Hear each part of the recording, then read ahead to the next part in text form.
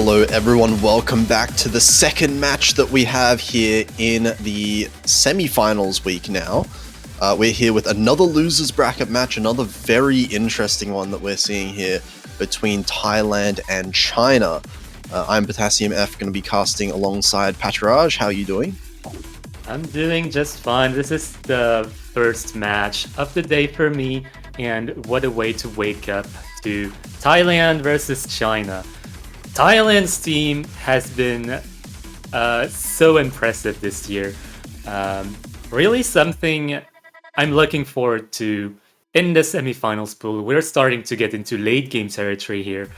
China, we'll see if they actually survive the scaling from quarterfinals to semifinals. It's gonna be interesting to see this matchup. Yeah, so this is an interesting matchup for sure. Like you said, Thailand has been absolutely insane. I think they have shocked almost everyone. Last week, think back, 6-4 against South Korea. Almost, I mean, that was, if anyone looks at the MP link there, 72 points. They lost one of those picks. If they had won that, they would have gone to tiebreaker against South Korea, which they did play for fun, and Thailand won. So there is a world where 72 points is not lost from Thailand, and Thailand actually beats the number one seed of the tournament. But regardless, they are here in the lower bracket. They are extremely scary, but they are also up against China, who have been looking really, really solid just as a team overall. China have a very well-rounded team. They've been looking really scary, particularly on those LN picks last week as well, managing to win against France. So we'll see what they decide to go for. I feel like China, between these two teams, you know, Thailand's main weakness is going to have to be those SV picks, if anything. So China will probably be protecting one of those. Yeah, especially given that China definitely has an SV lineup. So Thailand versus China is probably not going to be focused on the SV except for 1 point. Yeah, we are going to get 1 point for sure. I think that will be, you know, the safest pick relatively for China. Thailand, while they definitely have capable players, they've looked, you know, definitely not as comfortable as some of the other teams in the SV, particularly with China, how they've kind of been impressing a lot of people as well with their SV abilities. It looks like Thailand wins the roll early. Now, just before we get into this as well, one question that I kind of think everyone is kind of thinking right now about the Thailand team is that we know for sure Konkawa and Pavan have been absolutely absurd so far in the tournament, at least, but I think it really does come down to their third player. Paponga, I believe, is going to be starting to play more and more maps now, and whether or not they can keep up with the increase of difficulty. Parponger, more like Parpoggers. So true. I'm just gonna stop. I'm just gonna stop this now. Okay, so it looks like Thailand is actually going to protect an LN pick, which is interesting. LN4 coming in here. China have looked really scary on the LN, so I'm not sure about that one necessarily, but we'll see how it plays out. The SV1 protect from China, that is, I believe, the more difficult SV pick, at least for me, for for a few people as well that I've seen. In my experience, same actually. Enemy is way harder to get a good score on than Showdown. Showdown comes down to getting the gimmick and learning barrier. Yeah, and Thailand banning SV2, the only other SV they could ban, of course. And yeah, I kind of agree. NB does feel a little bit more difficult to approach, specifically if you're not that comfortable with more of like the memorization. A lot of things, you know, a lot of parts about enemy, if you try to react and read it, it can end in a complete mess. So definitely one that obviously China's practiced, so looking good for them. Thinking of you being the ban from China, and Thailand immediately picking one of the rice picks. I think this is a fairly good pick to go for them. Yeah, I think in this match in particular, Thailand versus China, we're gonna see a physical team against an anti-meta team in general. Yeah, it is going to be interesting to see. That said, China have very strong physical players as well. You know, we already see Nickname in here as well, very well known, and Yasin.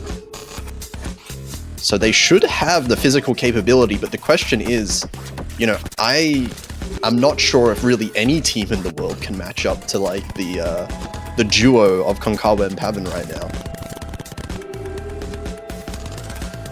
Well, honestly, China is one of those teams that went through the losers bracket and definitely can rival Thailand. So I'm looking forward to see what they can do on the technical pick, because while Thailand definitely has a physical advantage, at least on the table, it's going to come down to what we see here, and information gathering is going to be very key here.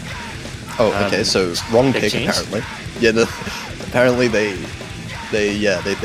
put the wrong number into their pick, so it is going to be Hollywood Squares. It also makes a lot of sense, both fairly technical maps. I think it makes more sense than Terminal 11. I already forgot the title. I have a really bad short-term memory, but still, Hollywood Squares, more physical type of text, so I think that's a better starter for Thailand. And if Thailand is comfortable on it, it does feel like, just as this match progresses, China is going to need pretty much all three of their players to outperform Paponga in particular, I think, if they want to be able to take some break points. So we'll see how that ends up going. I'm very interested to see how these two teams scale. Obviously, the map pool is a lot harder this time. Both teams been performing solid, but I honestly have no idea which one of these two teams kind of falls off first with the difficulty scaling. Yeah, me either. That's going to be the big question here in this first point. Thailand versus China, Hollywood Squares.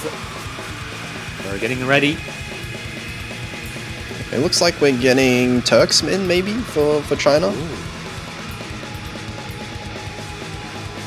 It's quite interesting to see a 7K player play some of the most physical picks in 4K. Yeah, you don't see that all the time, but Turks has been performing really well so far, I think. Very consistent overall in 4-key as well, it seems like, as well as the 7-key. Yeah, honestly, big props. Being one of the best players in the world in 7K and in 4K. Yeah, especially at this level, once you get to, the more physical maps, the more technical maps as well, you don't necessarily see a lot of the kind of, I guess, note density, the specific patterning that you see in maps like this in 7K necessarily.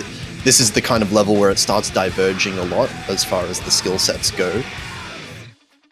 Yeah, I think don't be surprised if you see many misses popping on the screen. And yeah, be on the lookout for combo breaks here. I think is the key thing to be on the lookout for on this first pick. Let's go. Okay, Thailand's first pick.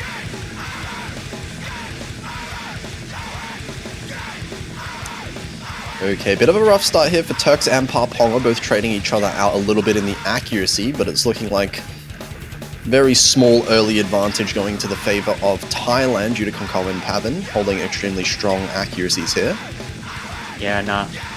Both of the teams are actually on the same trend in terms of accuracy, so I think it's gonna all come down to combo in the end. And whether both of the teams can actually sustain this pick to the end.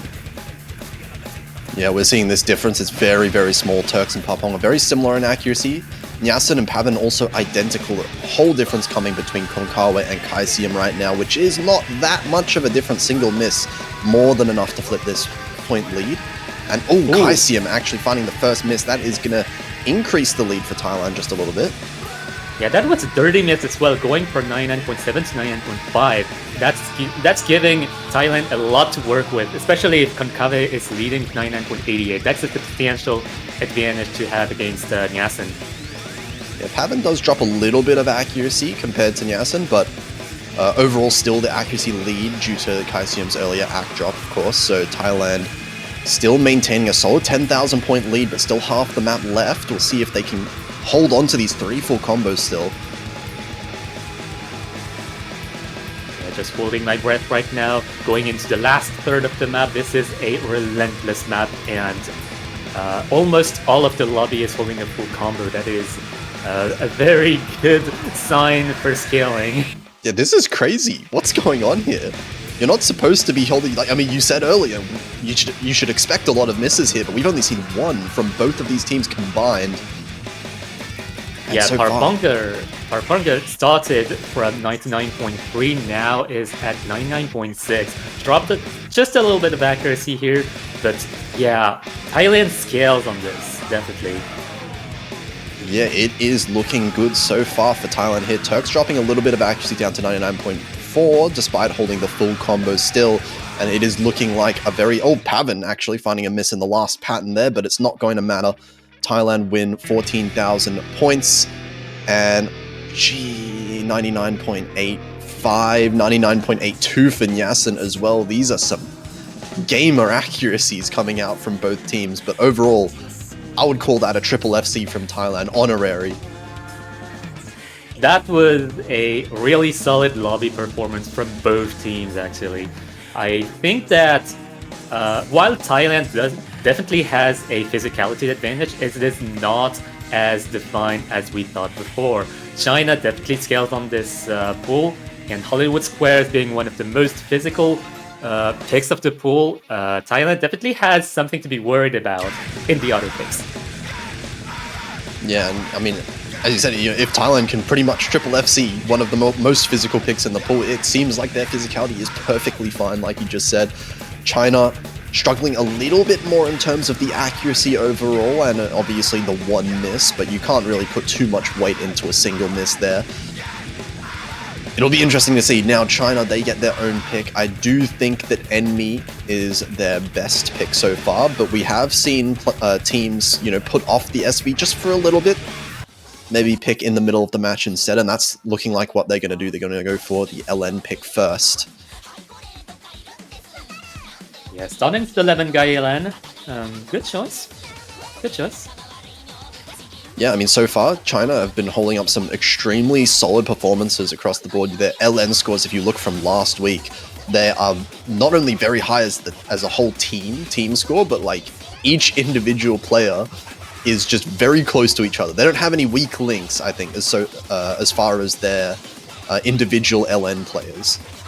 So if they can pull out, very strong combo, avoid the misses, then I feel like China definitely has a strong chance. But at the same time, Thailand, of course, we've seen the accuracy advantage that they potentially have on a map pool like this. So we'll see if the same level of AC lead can be built up on an LN pick. Yeah, I think it's going to come down to their long note lineups, and it seems they're not changing players from their Rice lineup. At least for Thailand, and from China, it doesn't seem to change either. Okay, well, Thailand, we expect actually to have the same three players pretty much play almost every map at this stage of the tournament at least, but China has been switching a lot, so it's interesting to not see some of China's more LN-focused players coming up. Maybe a sign of the increased physicality of the map pool with the LNs. So we'll see how that works out for them. Yeah, let's see what the results are on this pick, especially since it's China's first pick. Concave dropping the first miss, but Turks dropping soon after to trade. Concave with a fairly large AC drop as well. That's going to give China a little bit of a lead. Paponga now missing as well. That's going to be China in the lead a little bit more now, so only 1 FC to 2. Yeah, I think some of those coordination elements are tripping the Thai team up compared to China. China running away with the lead right now, almost 10,000, but they cannot let up. Concave missing on the trill there. Yeah, that's going to increase the lead even more, but we're halfway through the map. It's not too long. But this is still within a couple misses, I would say, difference between the two teams. So China definitely can't afford to make too many mistakes right now because the accuracies are very close. Pavin holding the best accuracy in the whole lobby is definitely helping that for the side of Thailand. Yeah, that's something Thailand can count on. Pavin, one of the best long note players in the world, period. Concave with another miss, that's very unfortunate, but Concave still has a very, very good accuracy. Turks with another miss to trade, but... look at the points. It's shrinking really fast. Turks with a bit of accuracy drop as well. 5,000 points difference. We're at the very end of the map. Within 1 miss, Is the Oh, difference God. 2,000 now? It's closing, but I'm not sure if there's enough time left. Oh my god, 1,000 points. And China just barely managing to win their own pick. 1-1 now.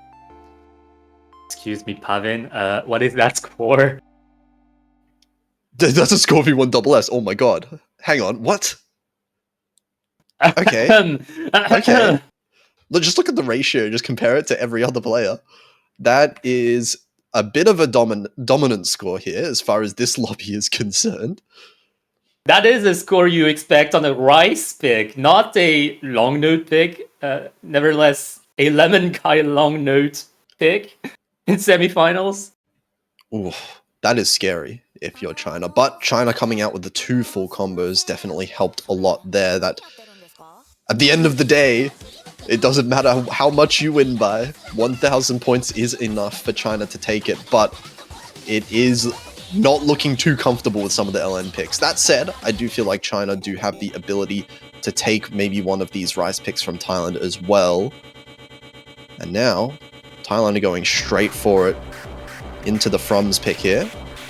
Into the Frums pick here, indeed. MDR QNX Tagan. I don't know how to pronounce that. I don't know how to say that. Avoiding saying the title here. The Frums pick, that is not the tiebreaker. But this one as well, another one that is fairly technical also. Of course at a very high BPM, 254, no joke. And we're probably going to be seeing, actually Turks switching out. So we might be seeing the first roster switch of the match so far. Yeah, first roster switch of the match, and we've had a Rice and long note pick. Definitely a very dynamic matchup going on here. Definitely putting the players towards individual picks rather than skill sets.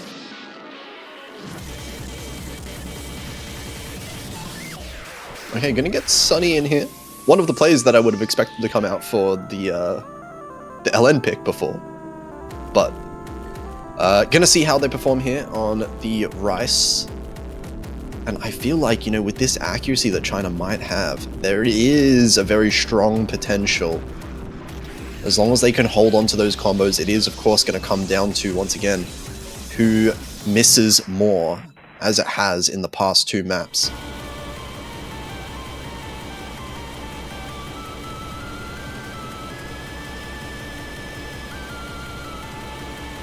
Yeah, I'm just kind of wondering if China can catch up to Thailand, because it was definitely manageable for the previous Rice pick, and they're definitely in quite a situation in regards to long notes, seeing how close it was before. Oh, okay, nickname coming in here. That makes a lot of sense. Oh yeah, that makes more sense. Yeah. Very strong Rice player, of course. So let's get into it now. Thailand's second pick. They're going to want to keep the trend of both teams winning their own picks going for one more.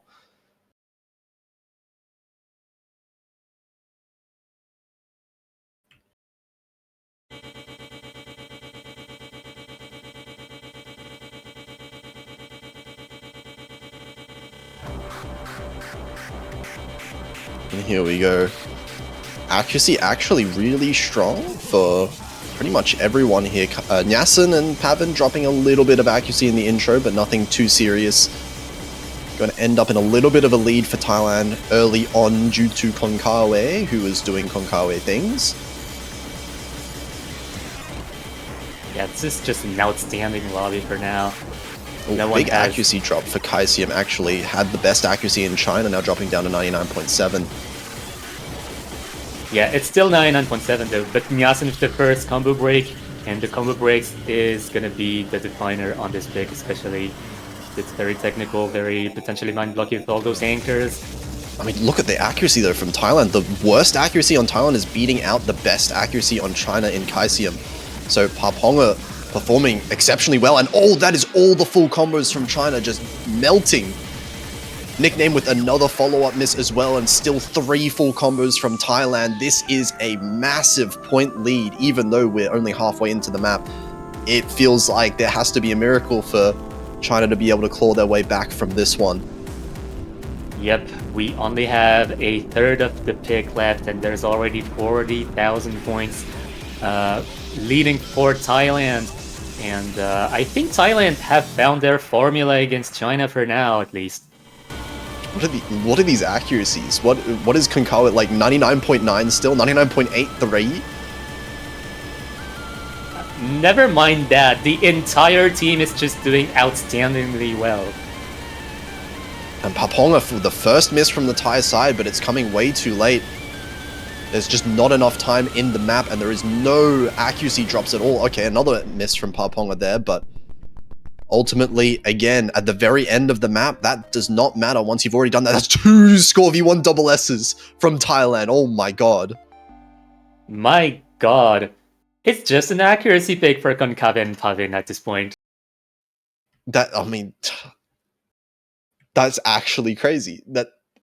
That's what I'm saying. I'm not even sure if any team in the world can beat this duo if they're performing like this through the whole tournament. That is actually crazy. And even, Paponga with 975k, that is, tying Kaisium score on China. And that's such a strong performance so far. It's going to give them the second point on their own pick. 2-1 now, and China, it's up to them to find. The LN pick was very close. I wonder if they're going to, well, feels like they have to keep going for the LN. The Rice is just looking terrifying from Thailand, but they still do have the SV pick up if they want to go for it right away. Yeah, it was definitely a closer call on Hollywood Squares, so Thailand, I think, is going to go for in Nomad for this next. And I think China can catch up on the other non-technical picks in terms of Rice. But China pulling the SV card right now. I think that's a good moment to do so, especially since the long node pick was so close before. Yeah, I'm not really sure about, some of the other long node picks. Of course, China could win it, but you would feel more comfortable winning about, picking the one that you think you have a better chance with right now. And I feel like this is definitely the map that China have the best chance of winning out of all of them that are remaining, just because of past performances here. I don't think that Thailand has looked very comfortable at all with the SV. And we're looking at the chat there. Konkawa is saying, my team didn't practice LOL. I'm sorry for who or what. Oh no. Okay, so I think we can pack it up. I think China's winning this point. Anyways, we're gonna see how much China exactly trained this pick. It's gonna be a sort of showcase, kind of taking a break for now, kind of an intermission of sorts. Okay, so here's just the general theory that, like, even if Thailand had practiced fully, right? Let's just say that Thailand had even 3 FCs. If China is protecting NME, the harder of the 2 SV picks, they know the map, right? They are good at it. That has to just be a fact. You don't protect the harder SV if you're not very comfortable at the harder SV. So I just feel like regardless of whether or not Thailand has practiced this, it has to be, in my head at least, it should be a fairly strong advantage for China. Yeah, I mean, we've seen bluffs before. We've seen teams bluff on protects before, but I don't think China is the type of team to do so, especially if they're going to pick themselves. Yeah, definitely. Especially, this early in the match. Maybe if it was, the last pick, then I would be a bit more concerned. But second is still very early on in the match. It's still something that you would expect them to be very comfortable with. So here we are, switching in the SV players, Kaisium, Sunny, and Mafufu coming in here. AOMDCO making an appearance for Thailand. We're just waiting for the last Thai player to come in. I think historically it's been not how to play LN. What's the other player again? Yeah, sure. How to play LN is playing for Thailand right now. Oh my god, they have similar names. How to be Inspirited. Intel? How to be Intel? That's the one. Okay. They gotta have better names, like, for real. Okay. How to play LN? How to be Intel? How to have a better name? Okay. But anyway, it looks like it is not going to be how to beat Intel. It's going to be Pavin joining again. So Konkawa, Pavin staying in. Konkawa playing with Flashlight. Okay, not the Flashlight. This is over. China wins. So just to keep you up to speed from chat, well, from the match chat, that is, China is aiming for 1 million points lead right now, so we're gonna see if they manage to do so. Well, they're off to a good start with 40,000 points after 2 seconds. But yeah, I would know when it's reasonable to use Flashlight on an SV map. This is not an SV map where you would ever use Flashlight, unless it was an in, just straight up. And I mean, we can see already, AOMDCO quadding, that's pretty cool. But it is quaddable, yes. It is a valid tactic, by the way, yeah. But yeah, how's your day going? I'm doing pretty well. I'm going to concert tonight, and it's gonna be pretty fun. That's pretty cool. Yeah. I'm just kind of chilling at home tonight. I mean, it is actually like 10 p.m., so not much left to do for the rest of the day, other than this match. But yeah, interesting match here. You know, Kaisium did find an earlier miss, but nothing much to say in this one. We're hitting 580,000 points. 600,000 points is the lead. We're about halfway through, so I think the 1 million is definitely on track for China. Yes, we only have 300,000 points left, and it seems we are on a good pace to reach that with a third of the map left. Are they going to get the transition? Every single Chinese player is getting the transition. I'll just say that Sunny and Mafufu are performing like extremely well. It's really hard to get 99% FC on this map.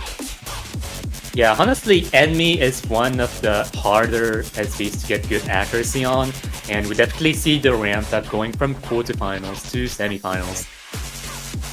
And the hardest part of the map, at least in my opinion, oh yeah, that's a drop from Kaisium.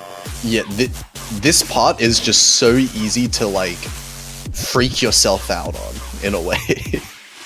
Just because the notes teleport so close to the bottom of the field, sometimes you just kind of get a bit jump scared. Anyway, 1,400,000 points, almost double Thailand's team score from China, and that is very strong. 2 full combos from Sunny and Mafufu. 98% from Kaisium as well. This is a really solid team score. Makes sense why they're protected. I am in shambles right now because Thailand literally has a knack score. Oh my god. The insane ack from Thailand. Insane ack from Thailand. Insane ack. But yeah, this went a little bit more one-sided than I expected, to be fair. But definitely Thailand not practicing that as much as you would like. But that's okay. It's 1 point for China. Very strong point for China. So anyways, back to the match. Yeah, back to the match now. Cool free point for China. That was a nice intermission. Yeah. But yeah, it is actually, essentially a match reset, actually, because it's 2-2. Yeah, 2-2. So yeah, now it's Thailand's pick again. They're going to go for the Rise. So one thing that I've been thinking about as well is that, you know, maybe it's kind of a good idea to save SV for like the middle of the match, because in a way it kind of gives the players a bit of a break, right? Because if you have a lot of the same players playing a lot of these matches, there is going to be a time when you expect to have a little bit of stamina issues, perhaps, with a lot of these maps getting harder and harder. So maybe giving the players a little bit of a break halfway through the match, playing the SV map, doesn't require much physical ability, might be a bit of a nice moment there. Of course, this time also just letting everyone from the Thailand side basically chill out for a little bit as well. Anyways, getting back to the regular lineup right now, Pavin, Paponga, Kave, the lineup that we love so much. And Kaisen, Yasen, and probably Nickname on the other side? Or maybe Tux. It'll be interesting to see who comes in. Nickname, I would expect Nickname, perhaps from China. And there we go. So the usual 3 from Thailand, we're going to get into another one of these more technical picks. So Thailand so far with a very dominating ACK on these Rice picks is going to help them out a lot if that continues. I think China, if they want to win a bit of a break point, they are going to have to avoid the misses as much as possible. It does feel like China almost needs 3 full combos if they want to be able to take one of these points with the way that Thailand's playing. Yeah, it wasn't exactly looking good on the Prems pick. I'm wondering if the Terminal 11 pick is going to be a better fit for them, for China, that is.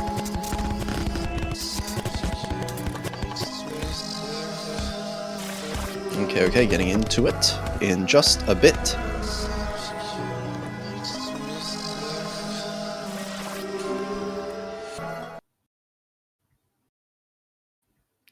Okay, and I would say you should expect a lot of misses on this one, but we haven't seen many misses at all on any of the Rice maps so far. So apparently the players just disagree that the map pool is hard.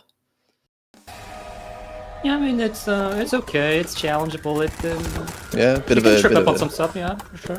It's slightly harder than group stages for sure. But anyway, so far everyone off.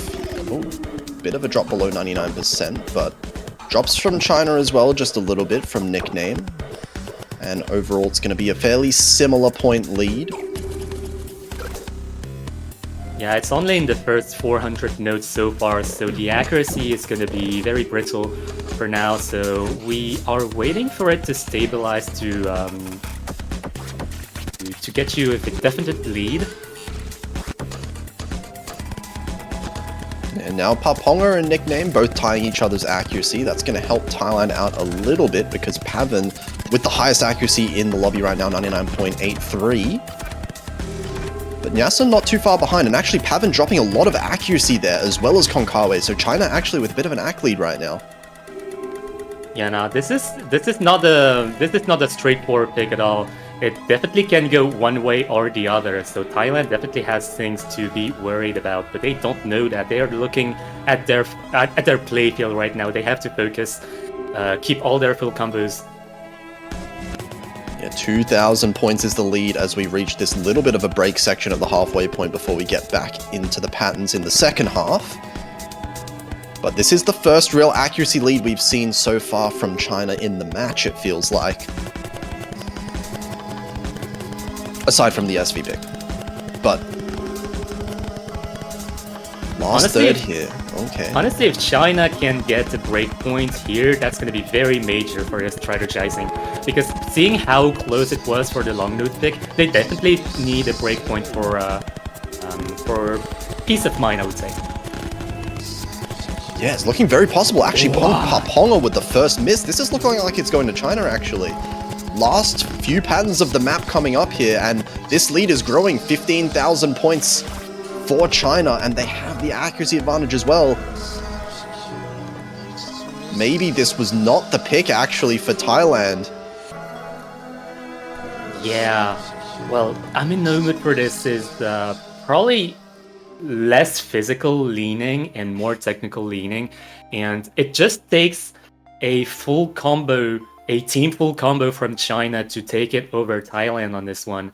And never mind that, they also have the accuracy advantage as well. So Thailand definitely going to be a little bit shook by this breakpoint, but nothing is lost yet. Yeah, China with the first breakpoint, 3-2. So now China get an opportunity now to grow their lead. They get their own pick. They have the LNs left up, and it's kind of just what do they want to go for out of these 3 remaining LN picks. Maybe even a hybrid pick thrown in there as well. But I feel like LN1, okay, then we're going to go with the coordination style, more of the timing hell style mapping style that we've seen in previous World Cups. Yeah, I think this one in particular, at least on paper, has more chances to go towards China than the long node number 3. And we see a new player on the field, Monfly. Oh, this is interesting. Hang on. So I'm thinking back to the previous matches. I am not sure if Monplok has played.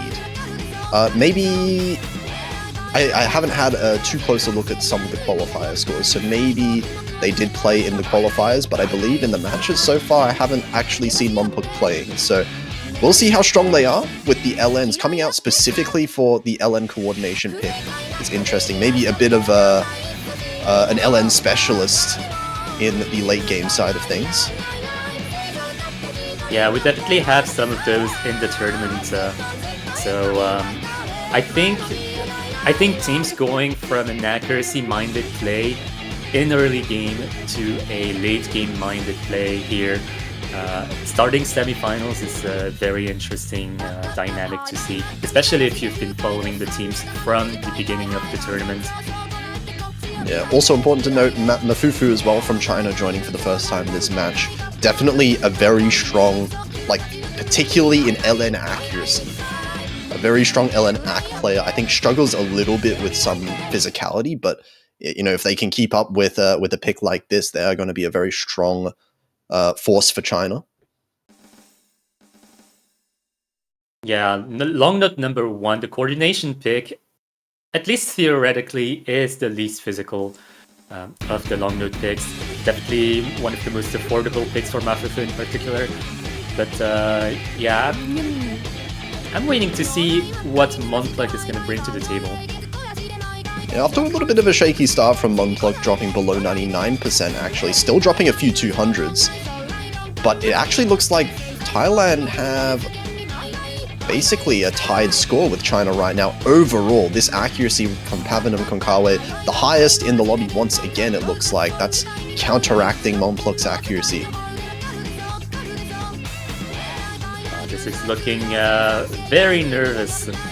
A very nervous situation right here.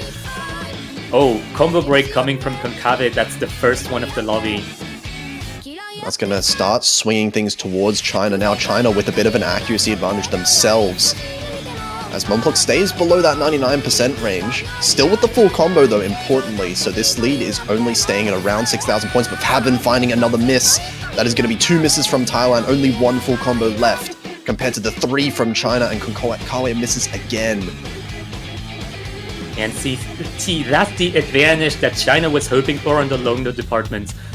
Seeing how close it was on long node 3, I was definitely a little bit worried for China here, but yeah, long node number 1 coordination is definitely their zone of comfort here. Yeah, look at this, 3 full combos still from China, and all 3 players above 99.5. This is a very solid team showing from all 3 of them. It feels like all 3 of their players are probably beating all 3 of the Thailand players, given the misses that we saw earlier. So this is a very big lead, at least so far.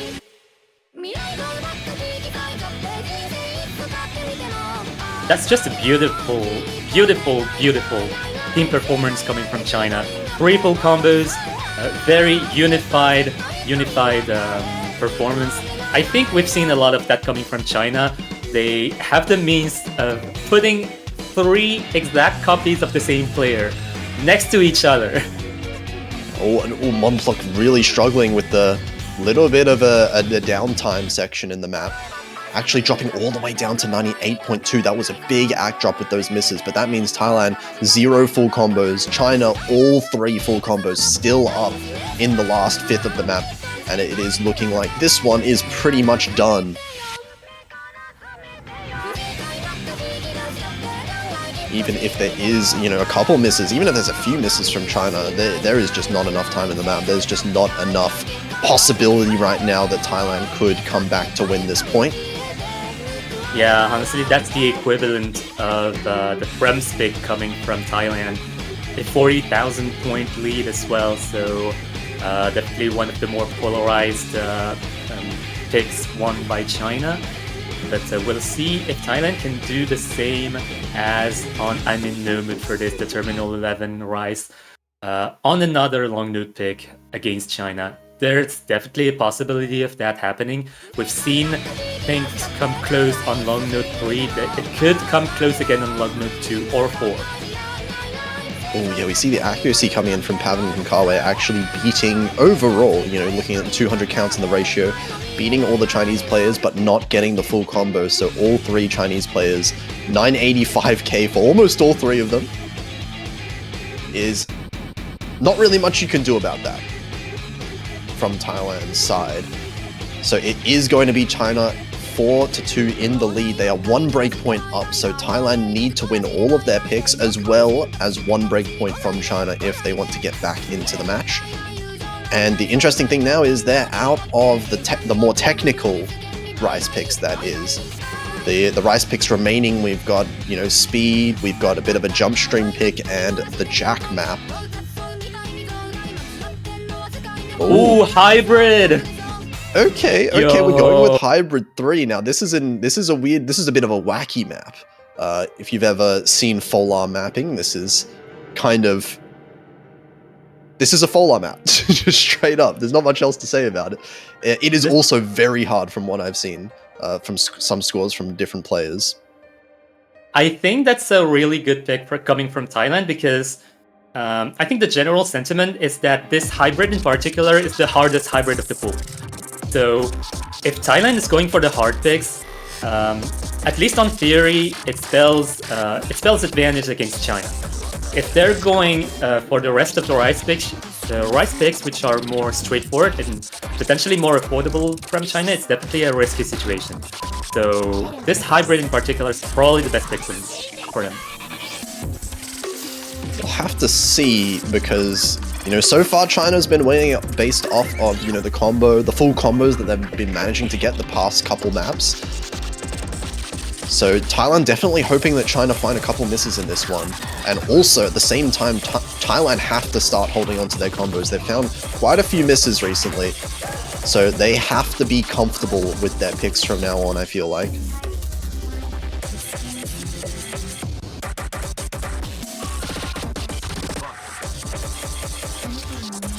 We are seeing Papong joining the lobby back again for Thailand. And I believe Nyasin as well coming in.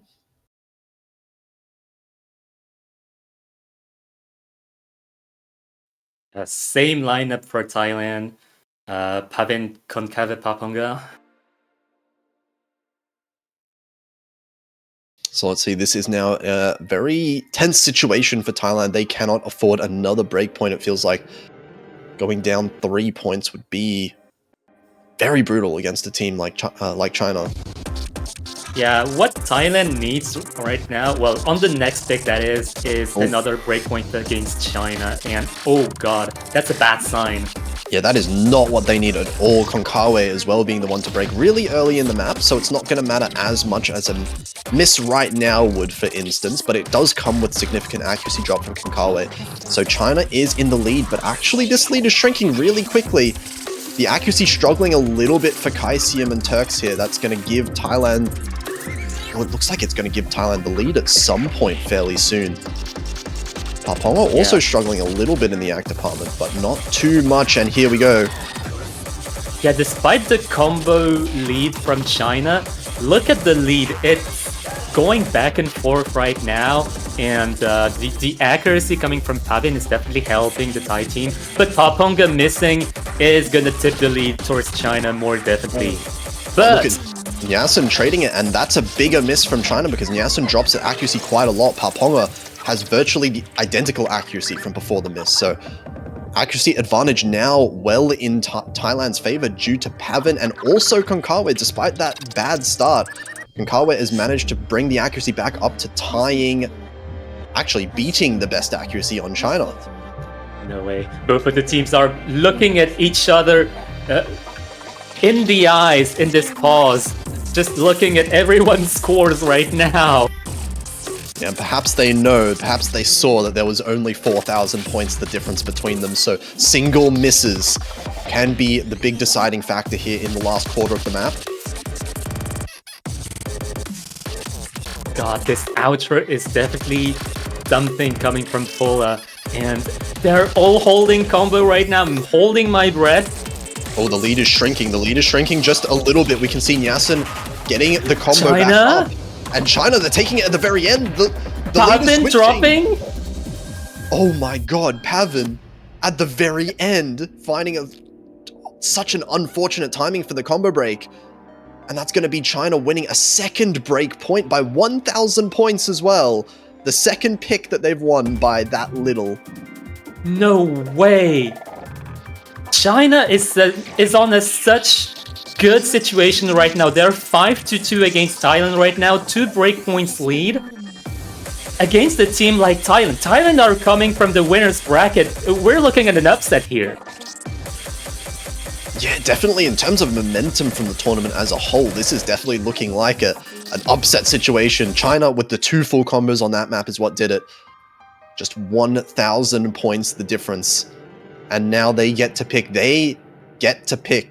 once again to take themselves to match point if they manage to successfully do it. Thailand are looking to find 2 breakpoints to tie up the score. And this, if I'm not mistaken, was Thailand's Protect. So China picking Thailand's Protect is definitely ballsy here. But I do believe that the rest of the picks, yes, the rest of the picks are risky for both teams. So Thailand, even if they're down 2-5 against China, they can definitely bring it back. They might as well reverse sweep China right now. It is definitely in the realm of possibility. They're such a good team. They almost won against South Korea in the winner's bracket. It would be something to see them go down right now. Yeah, absolutely. But China, they've been managing to pull it through on the LNs, on the hybrids. There's still a few more of those picks, but none of them have quite looked too convincing, except for that LN1 pick, but you can't really say there's any pick like that left in the pool.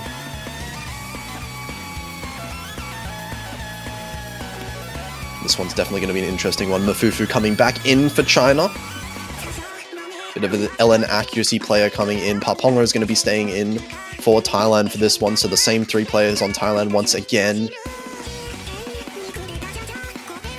Definitely an interesting battlefield here. We've seen how much the lead was coming from China on long node 1 with Mafufu. But we'll see if both of the teams can sustain the long node number 4 Mint's Nostalgie. And it's all up to the combo. That has really been the story so far. China feels like they've been getting at least 2 full combos on every map that they're picking, every map that they're playing. And Thailand have let the combos slip through their fingers a few too many times.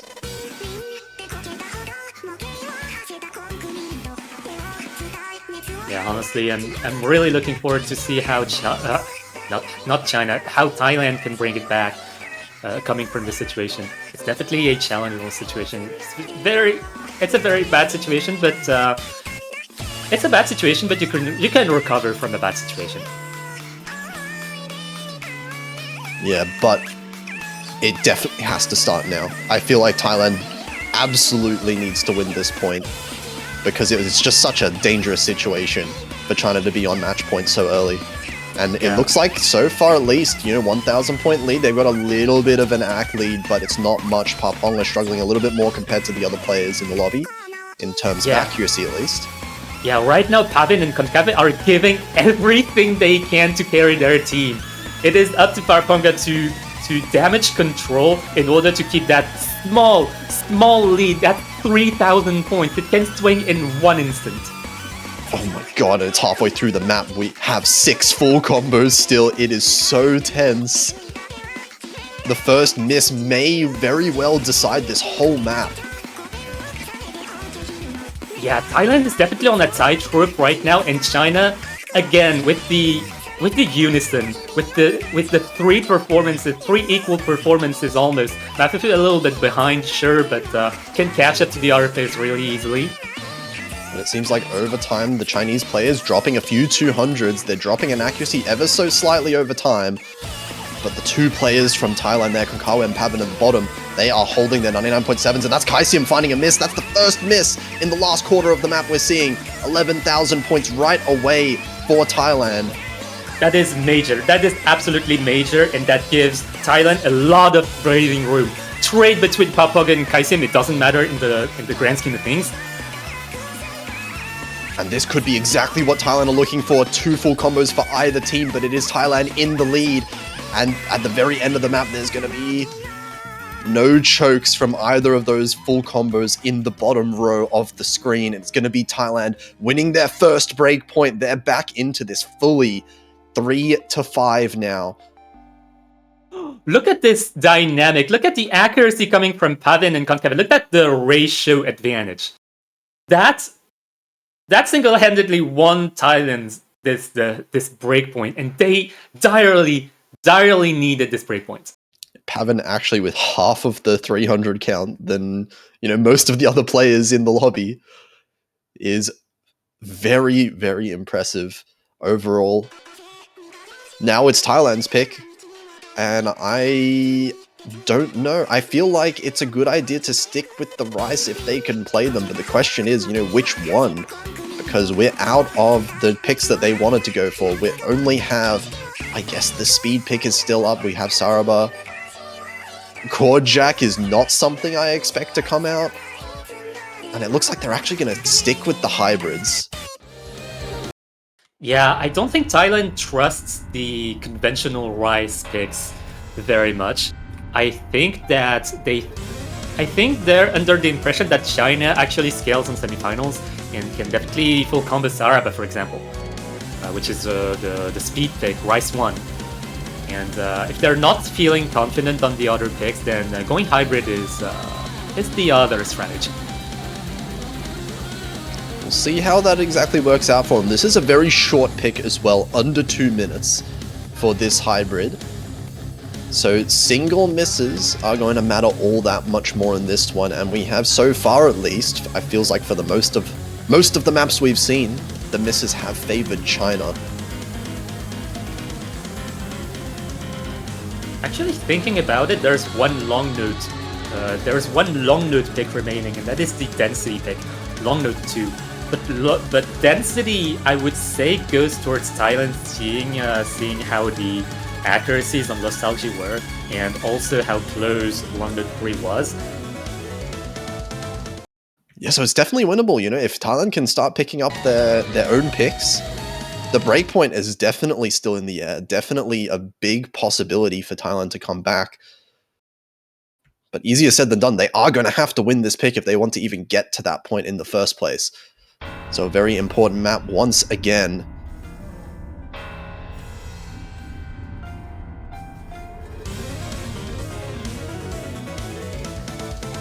That is the speedier type of hybrid. Going into it, we can expect many chokes, many potential chokes. Yeah, but so far, all players holding on fairly well. Yasin actually with the highest accuracy in the lobby here for China. And that's going to keep things tied up for the most part.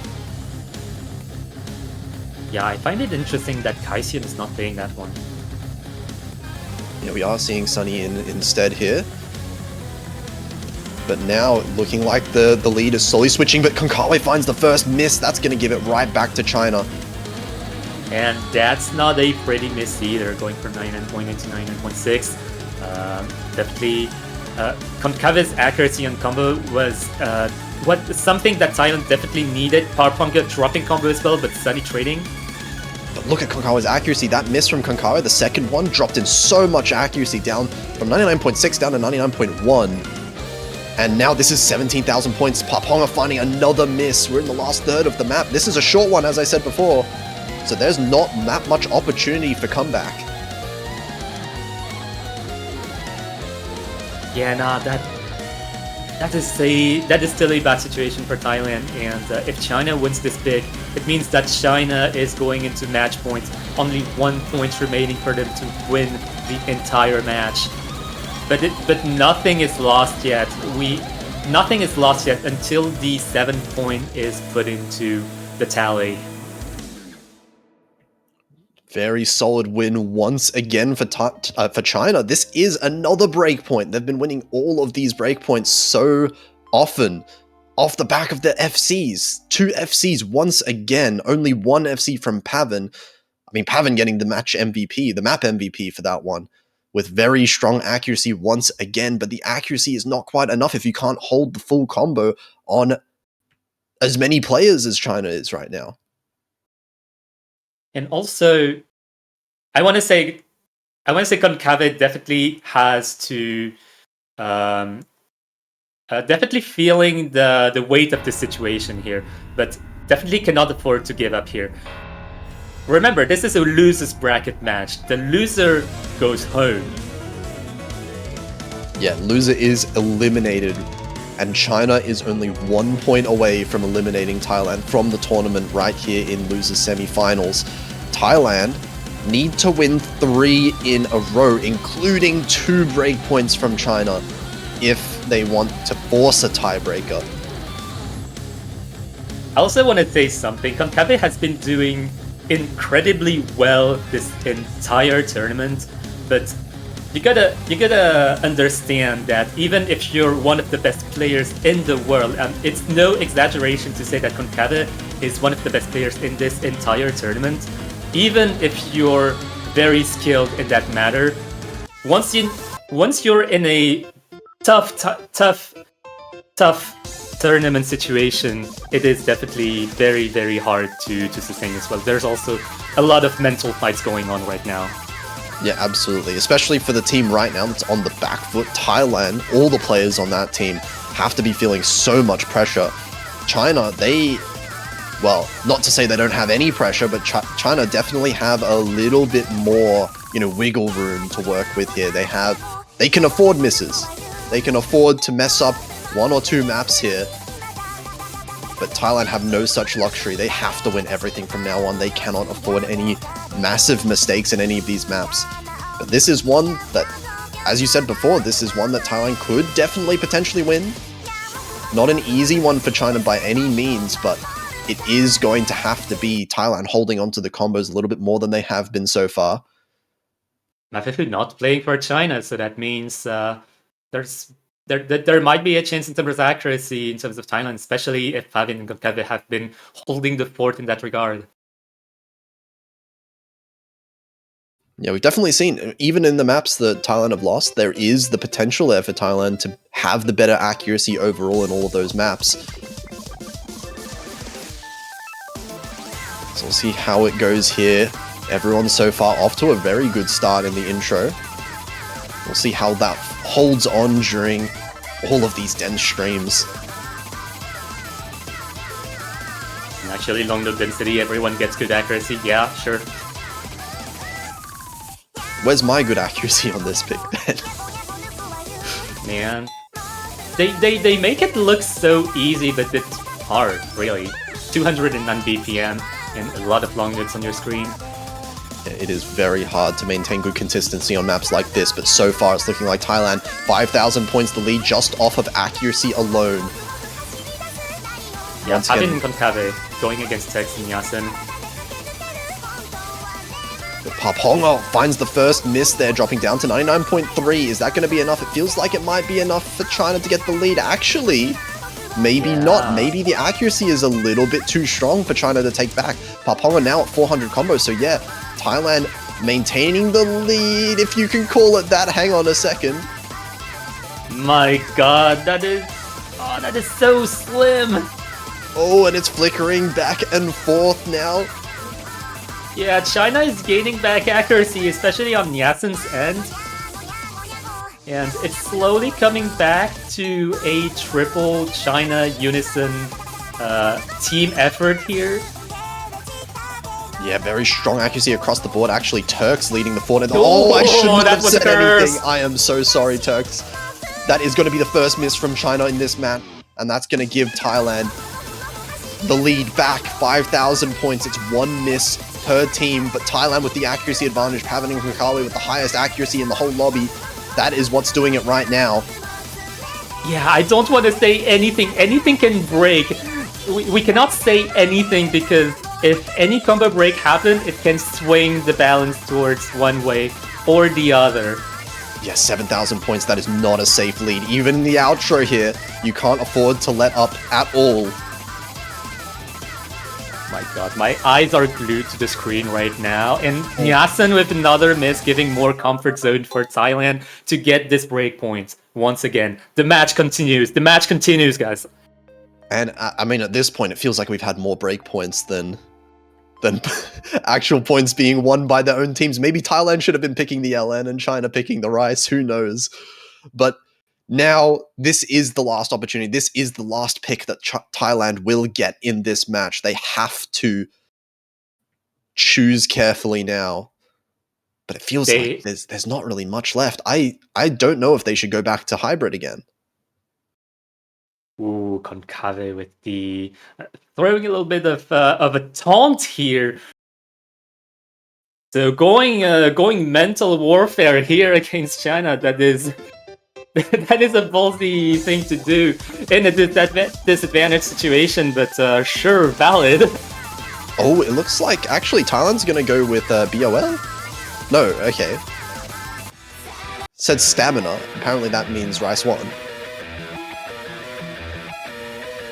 So Saraba, we're going to get out the speed stream pick out of the map pool.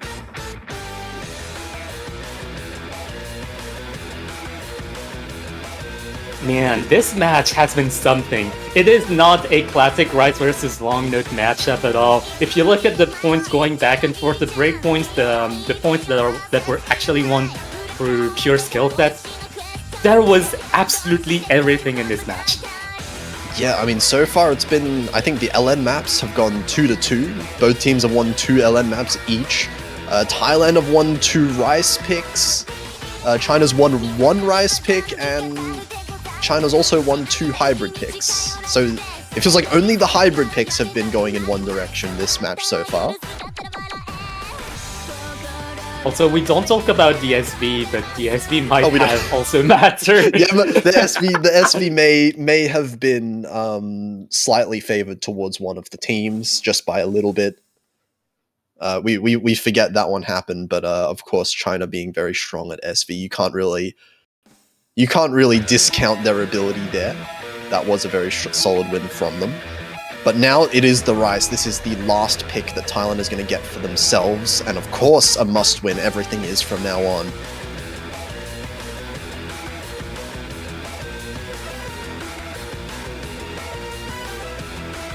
Team accuracy is very tied up between both teams. Everyone above 99.6, it looks like. Paponga a little bit lower than some of the other players, but it's not mattering that much. Yeah, I think what could net the point towards Thailand right now is in terms of stamina. This map is not entirely long, it's only 1 minute and 52 seconds, but going into the chorus, we can definitely see, we could potentially see a swing one way or the other. Actually, Turks drops down the act now, matching Paponga in the accuracy, and of course Konkawa and Pavan slightly beating, actually Nyasen's tying Konkawa right now in the accuracy. It's just Kaisium that's a little bit below Pavan. That's the entire difference in the accuracies right now, and that's only enough for 1,000 points. Yeah, and it's not looking safe for either of the teams. And thinking about the remaining picks, I think it's going to be that close for the entire remaining the match. And we're already at the end of the map. This is a very short one, and there is a fact that I don't want to mention. All 6 players are holding something. Oh god. And it's the very end of the map, 4,000 points. This lead is growing ever so slightly as Kaisium drops a little bit of accuracy again, now below 99.7. But oh my god, hold! And it's 6 FCs? 6 FCs? Oh my god! This entire lobby, please? Oh, whoa. Pavan, Konkawa, and Yasin all with score V1 double S's. Okay, we are seeing a little bit of a performance coming back. Thailand finding their groove once again, and I just can't believe we're seeing six full combos on any map at a semifinals level. Yeah, map pool easy, am I right? Three double S's should never never happen in this stage, but here we are apparently, and now, oh man, this is a tense one now between both of these teams, because we are 1 point away from a potential tiebreaker. China, they get the last pick, but it is not a comfortable one. Look at the maps we have left. Oh my god, thank god for the timeout. That was absolutely needed, and that is the single right moment to pull the timeout, especially for China. China with the last pick of the entire match. This is the last remaining pick before we go into a potential tiebreaker or a Chinese win. And oh my god, you know, looking at these last maps, it feels like you would want China to pick the hybrid map. Given how the hybrids have gone so far, that may be their best option, but it all depends on what they feel comfortable with, right? In particular, you know, looking at the Chord Jack map, that is the biggest wild card on the table for me right now. I am not sure if China wants to pick Chord Jack at all, but, you know, if they're feeling comfortable with it, it is always an option. Yeah, honestly, I think Chord Jack might as well be a coin flip, because at 153 BPM with harsh patterning, combo breaks are definitely gonna happen on for either team. So I don't think Chord Jack is a pick that any team wants to go forward with. And I feel like if China wants to gamble on a coin flip, then Chord Jack might be the play. But it is a tough one either way, because, you know, we did mention earlier, pretty much none of the skill sets has been particularly favoring either team, from the regular pools at least.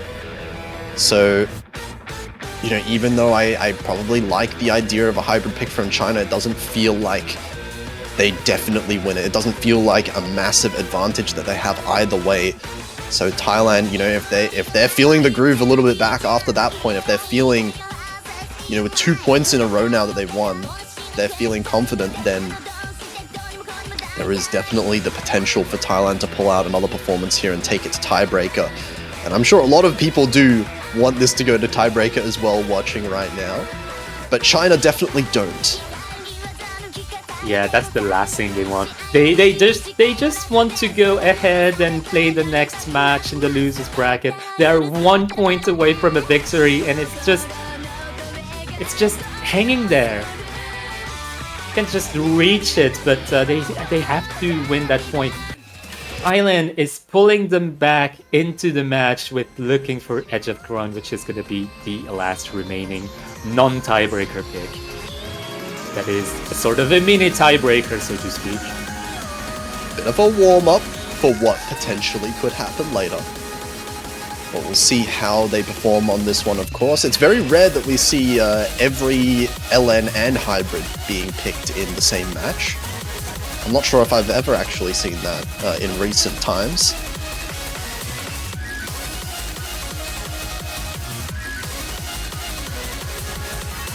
But let's see it here. Potentially the last map, once again, the last chance that China have to close it out before a tiebreaker. The last chance that Thailand have to force a tiebreaker out as well.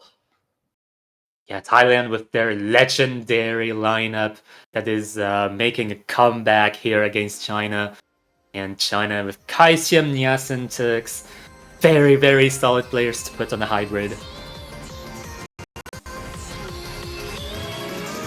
It's going to be exciting here, but China have looked so consistent so far, at least in the match. We'll see if they can keep it up here. So far, everyone off to a fairly good start all the way around.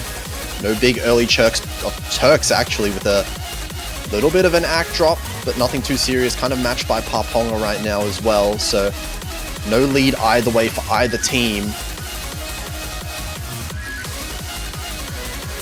Pavan and Kavit just legendary. I'm so sorry. But Pavan and Kaisiam, both trading out and both with significant accuracy drops. They have both on 99.2 just about now, so all in all, no major lead for either team. It is still 1,000 points the lead for China right now. Coming off the back of a little bit of an ACK lead, Nyasen holding 99.8. That is really, really strong. Yeah, it might as well be a tie right now. Like 1,000 is nothing. Kaisium dropping, tipping the advantage towards Thailand a little bit. And Nyasen as well. That was the highest accuracy on China's side, and now Thailand is starting to gain a little bit of an advantage. And Turks, the only FC left for China, is also holding a little bit worse accuracy than some of the other players. Paponga finding a miss. Very clean miss from Paponga, that is to be sure. So it is still going to be a lead for Thailand at the end of the day after all of these misses, but not a very convincing one. There's half of the pick remaining and anything can happen in this very dense section. It all comes down to the individual misses. 3,000 points the lead. Half the map left, and we still have one full combo on either team holding it together. There's just no way this is happening. The lead is so little. It can swing in one single instant. The map is so intense. How are those people still holding on? This is the last remaining pick before the potential tiebreaker if Thailand takes it. Oh my god, it is so tense right now. Everyone holding the Kaisium. That is a miss. It is going to extend the lead, but not by that much. It's still just 8,000 points. It is definitely recoverable if a chain mix happens in the end. These numbers are high. These combo numbers are very high. It makes me very nervous looking at this one. But we're towards the end of the map. It's still 9,000 points the lead. Still one full combo per team. We're coming to the end of the map, and the more we go, the more we can just sing at the top of our roofs right now. And perhaps Turks with the late combo break. It is going to be Thailand taking it to tiebreaker. They have done enough to come back, tie up the series once again. And the only FC is on Konkawa. How fitting at a moment like this. 990k on that pick. No way. What a performance from Konkawa to get into the tiebreaker. Yes, people. We are going into a legit tiebreaker between Thailand and China. Thailand was down 5-2 against China, but they made it back 6-6. I cannot understate how good Thailand's comeback was. We said it was a possibility, but I honestly wasn't sure if they could do it. They did. And now this is exciting. This is what we all were hoping would happen in at least one of these matches this weekend. This is the custom, or the Osu original song that is from Frums. My god, ending this match with a Frums original custom song for this tournament. By the way, huge shoutouts to Frums. Oh my god, that is such a perfect way to end this wonderful match. Oh my god, I am so excited to see this one as well. Of course, you see the star rating, 8.4 stars. It's a little bit high, slightly. That's a little bit but 6 minutes long. This is an absolutely brutal one, and it is so hard to tell who is going to end up with the advantage. Yeah, now we've seen back and forth between the two teams, and especially on the hybrid picks. The hybrid picks, I think, were pretty close between the two teams, and it's gonna come down to each player's individual idiosyncrasies on the map itself. Hall is a very unique map, for lack of better words. There are so many patterns in this map, and also there are so many repetitive patterns. So many places where one player can just chain miss, and maybe perhaps 2 or 3 players can chain miss and just put the lead everywhere on the board. Oh, and here we are. The very start here is that's a lot of 100% we see at the start there. Paponga with a really early miss, but that's within the first 40 notes it looks like, so grand scheme of things doesn't matter. Actually, Thailand's still holding the lead despite that miss. A little bit of accuracy difficulties from Turks and Sunny.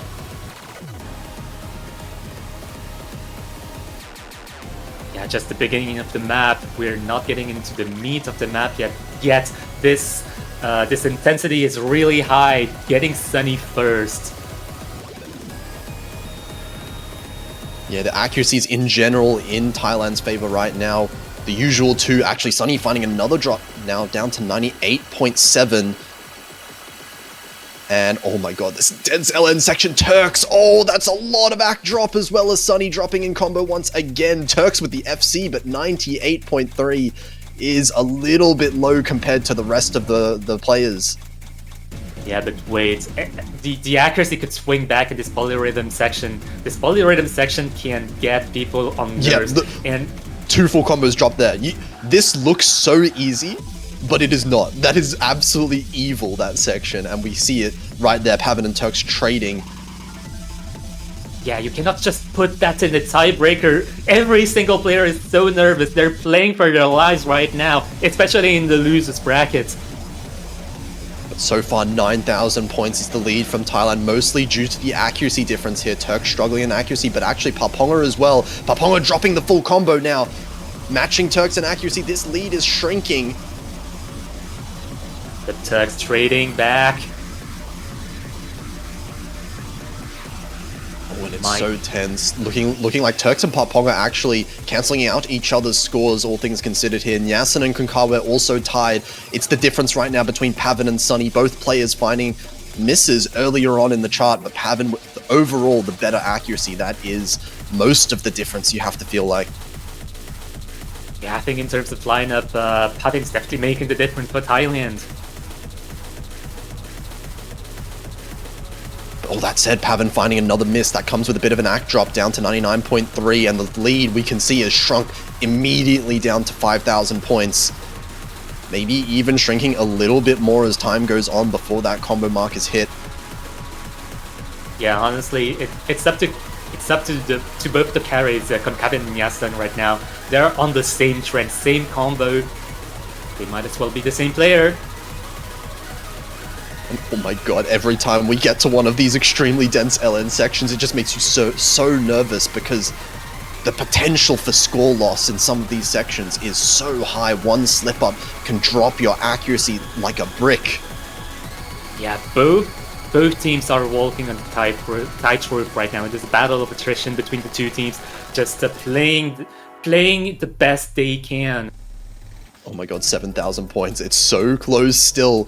Paponga and Turks both still holding identical accuracies just about. Sunny has recovered the accuracy quite a lot to above 99%.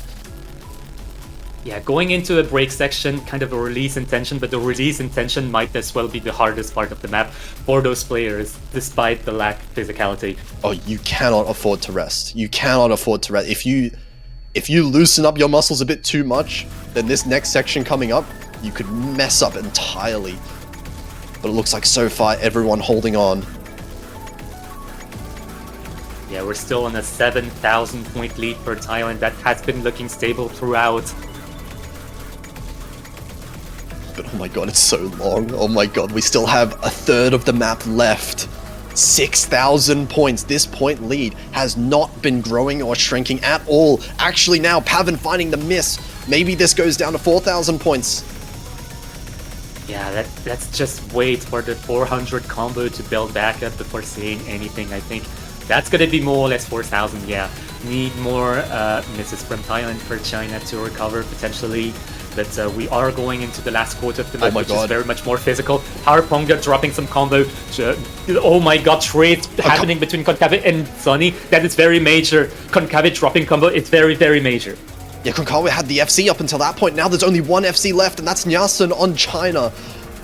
And oh my god, what is this? 500 points, and it's shrinking. No, oh, it's impossible to tell who really has the lead at this point. We only have a fifth of the map left, and we have a 3-digit point difference. Oh my god, what is going on? We're going into the last physical part of the map with a blank slate, essentially. We're playing this. Turks! No, Turks! Turks finding an early miss just before we get to the hard part, and that is going to extend a lead a little bit for Thailand, but it is not safe at all. That is just one clean miss. And Paponga trades it back. Please. Konkawa, Konkawa, Paponga please. is missing. No. Now China, this could be that opportunity. Do they have enough time? No It looks like it's way. flicking over to them ever so slowly. 100 points. There's absolutely nothing China has to have hold here. China have it. They have the lead. No. Maybe But they don't. but they have? What's I going don't even on? know. Yasin dropping the full combo at the very end of the map. That might be enough for Thailand. There's absolutely nothing remaining in the map. China losing some more combo Turks. And oh my god, now 6,000 points in the lead for Thailand. They're holding on. They're holding on the combo. They just have to get through these jacks, and it's going to be Thailand taking the match off of China in the losers bracket, staying alive. What was that ending? Oh my god, I see it. Almost.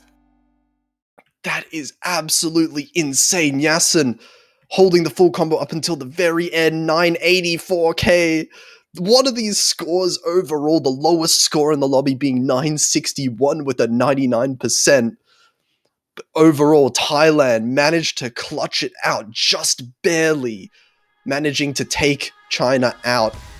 And unfortunately for China, that is going to mean they are eliminated in the tournament right here in the semifinals loser bracket. But it's not over for Thailand. They still have one match to play this weekend. They're not even through to the finals week just yet. They have one more match to play after that banger of a match. Yeah, that was their first match, by the way. They have a second match, yeah, that's for sure. But what a way to win a match, Thailand. What a spectacle. What a show here. Going from a 2-5 situation against China to an entire win, and what a tiebreaker, back and forth tiebreaker that was. But commiserations to China as well. China fought their heart out. They put everything they had. They had such a solid team, and they definitely had the lead. They showed that they scale on this semifinals map pool, and wow, just what a showing. That was just incredible from both teams. The number of FCs we saw from China as well was extremely impressive, even, you know, going far as that tiebreaker. Think back at all the maps that were decided by 1,000 points of difference and how the match could have gone differently. But at the end of the day, congratulations to Thailand. They are going to be moving on, and I believe that Thailand are going to be versing Canada tomorrow to find out who makes it to finals week in top 6. So another exciting match there. And yeah. I need to calm down a little bit after that one.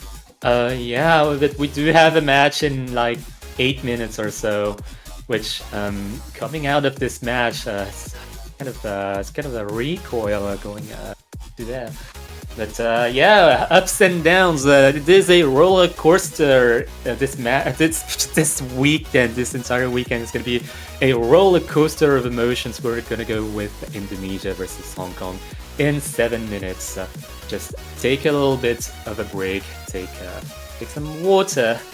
Hydrate yourself in those hot days. And we'll see you later.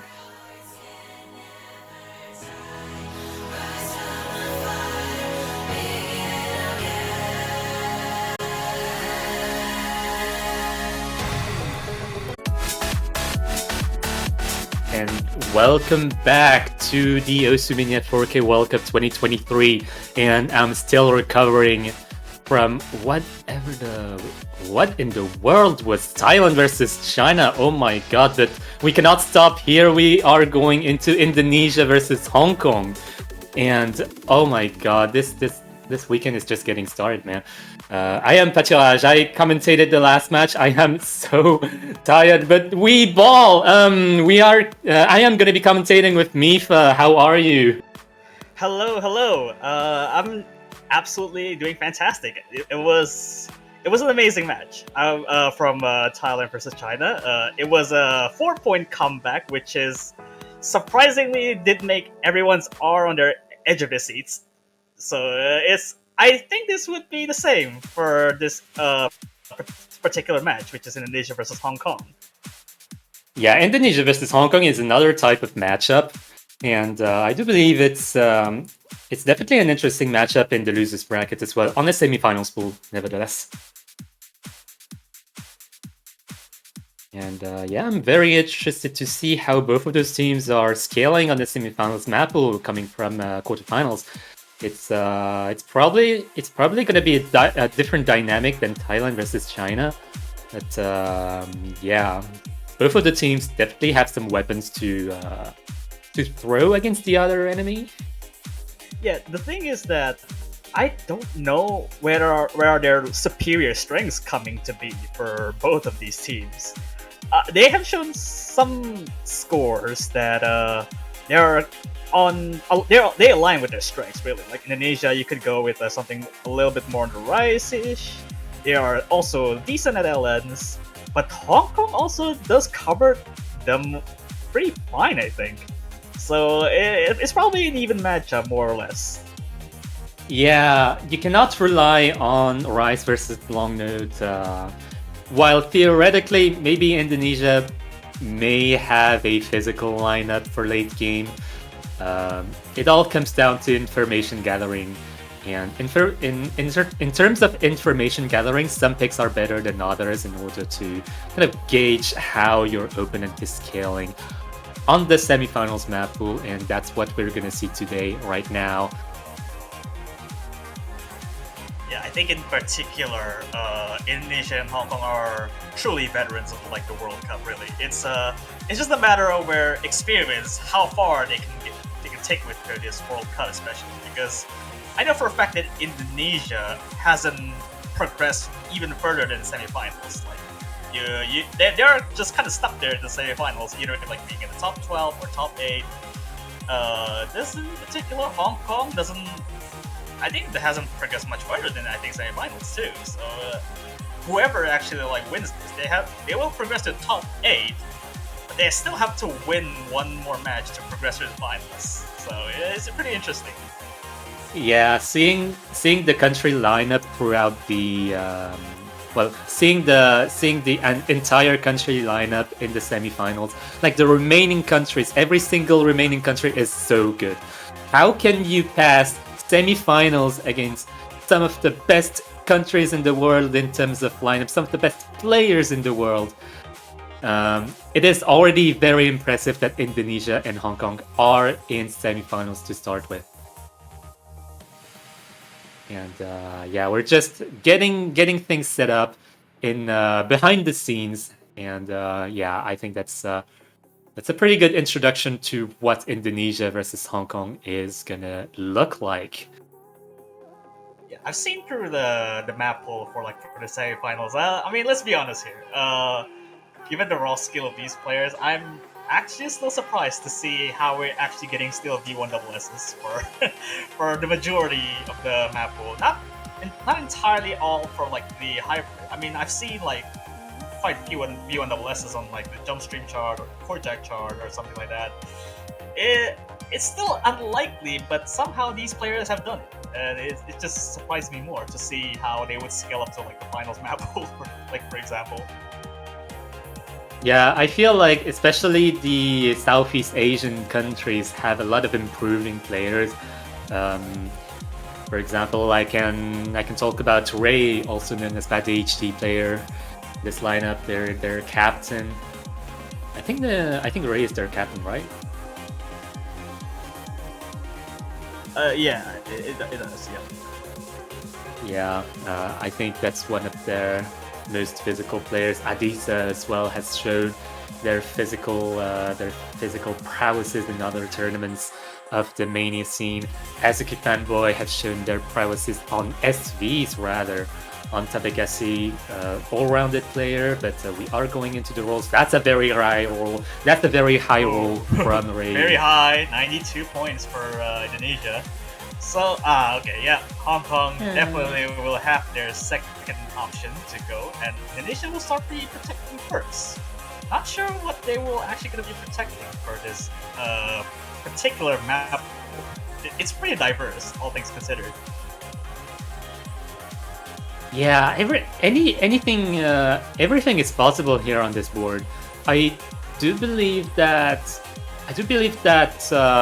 Hong Kong might go for SVs, but at the same time, Indonesia does have sort of a lineup as well. I'm not absolutely sure how they scale on SV. SV is kind of an unknown every time. All right, we gotta see. Protect for the technical pick. I'm in no mood for this. Not entirely surprising. Indonesia has been showing their progress in more the technical picks, so it's gonna be Terminal 11 protect. Yeah, Indonesia banking on their Rice prowesses, not necessarily on the physical end, but on the technical end. That's for sure. But what is Hong Kong gonna answer with here? I mean, if anything, given Indonesia has some flaws to some SV picks in like their previous runs, I would say that Hong Kong might go in for protecting SV. If anything, if it isn't a consolation of taking a free point. Yeah. Oh, they're And going there with is. SV to protect. That's spicy. There it is. Showdown being protected by Hong Kong. Although, and me, I mean, this SV1 is still up there, and I'm pretty sure that's probably their ban for Indonesia, if anything. Indonesia is likely to ban SV1 if SV2 is protected, yeah. But we could also see something else, who knows.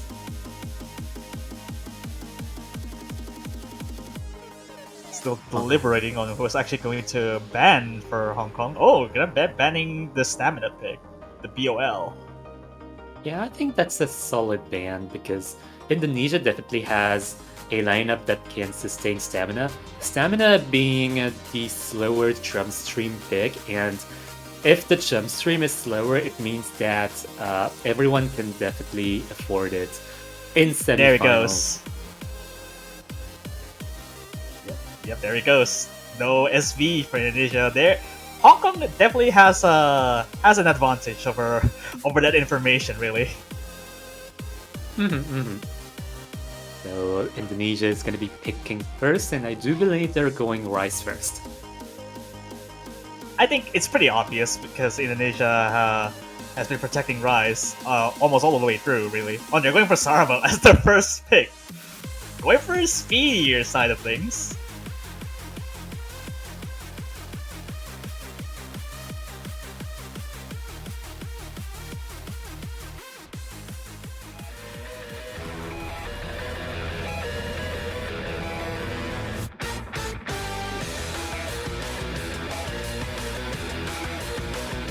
So in the last match, Ireland versus China was a full lobby full combo. Oh yeah, six SCs on like the previous match was it's beyond words, really. I never expected to see 6 players literally full combo on a screen thing, let alone this is like comboing at 353 BPM. Yeah, it's going to be interesting to see how both of the teams scale on this semifinals pool, because we might have seen a full lobby full combo before, but it might not happen here. Seeing Indonesia, as expected for their Rice team, managed to play Albert, Digital Labyrinth, also known as Anisa here. So, I mean, it would be their primary roster for mostly the Rice picks in general. Hong Kong does have cushion Murasame or Deacon Stage and Ransnack.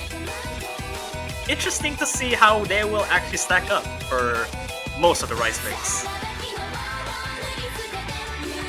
Yeah, I'm very curious to see the scores then, and that's gonna be spelling. I think that's gonna be spelling the field, the strategic field, the field in terms of strategy, physical strategy, that is. Yeah, once we do sync up, and we should be good to go here.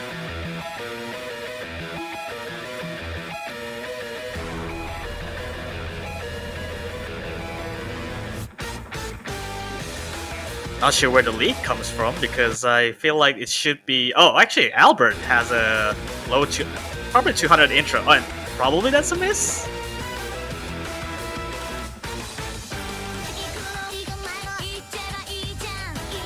Anyways, it's looking pretty stable on the Indonesian end of things, and they do seem to have sort of a line.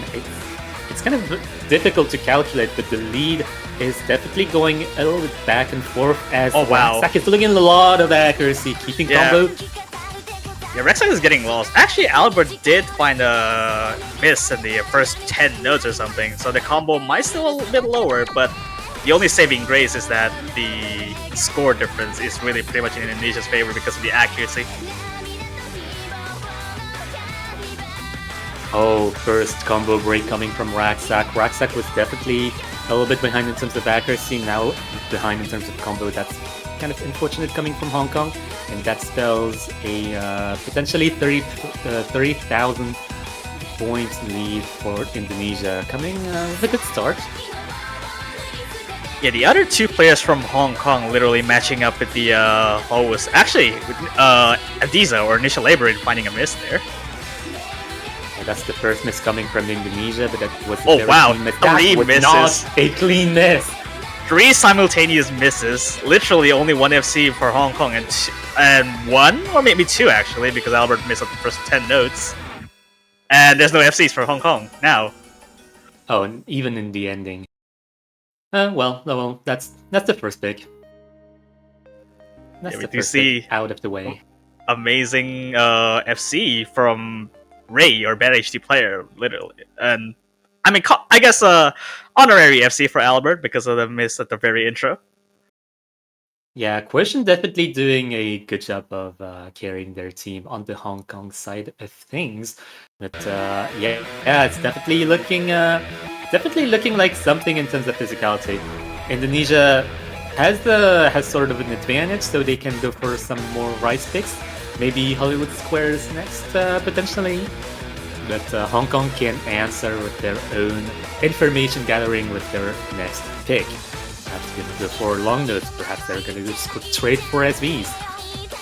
Yeah, I mean, they protected SV, so I just think they're probably going to be saving it for later. They're probably going to go with something of an unexplored territory a little bit, hybrids or maybe LNs. Or maybe you're going to go straight into Cortex if they want to be feeling adventurous.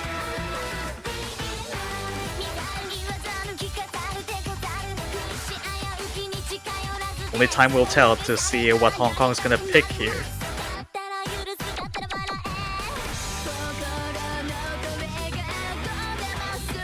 Yeah, the clock is ticking for Hong Kong. They do not have all the time in the world to pick, but they also do not want to rush their decisions, especially early on in the match.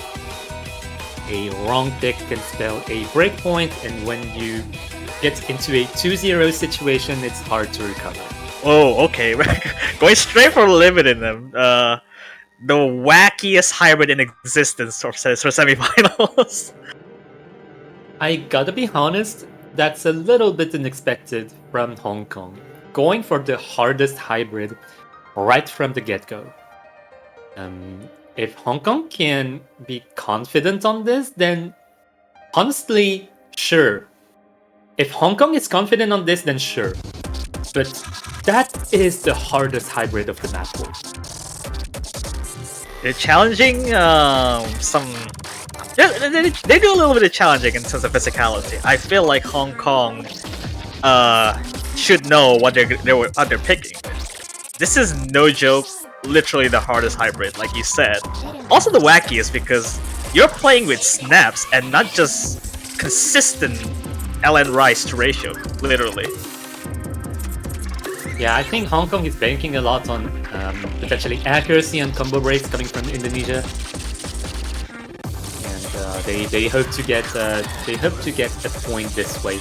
Maybe they're hoping to survive better than Indonesia, and putting such a hard pick on the table is a statement. Yeah, it does. I mean, only 7.5 for this kind of a hybrid is pretty silly, at best. but Hong Kong's looking pretty confident with it. What made me choose replacing Raksak for this particular hybrid.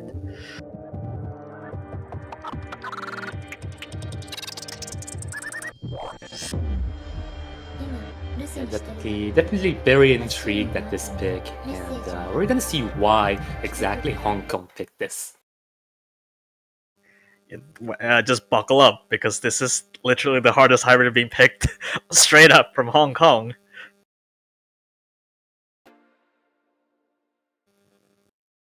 Literally any mistake is going to be pretty costly if someone does miss from this. Same lineup coming from Indonesia, lineup changes coming from Hong Kong, so different dynamic than in the first map. Oh no, bad signs coming from Quotient! 97%, like 2 or 3 drops, literally. Pretty severe, all things considered.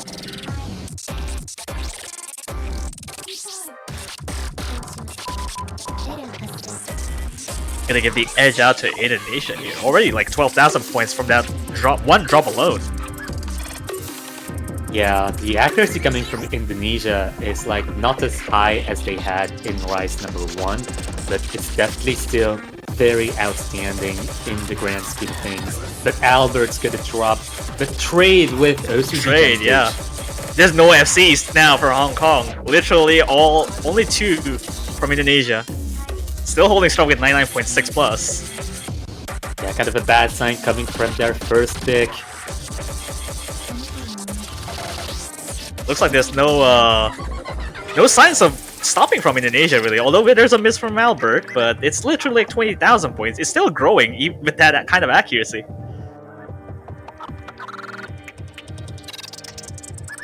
There's still the last half of the map remaining, and especially the break where people can just look at each other in the eye, look at their scores and so on, look at the lead. Pretty well-established lead from Indonesia right now. Although there's still a lot to go. Yeah, Mewtwo dropping like twice there.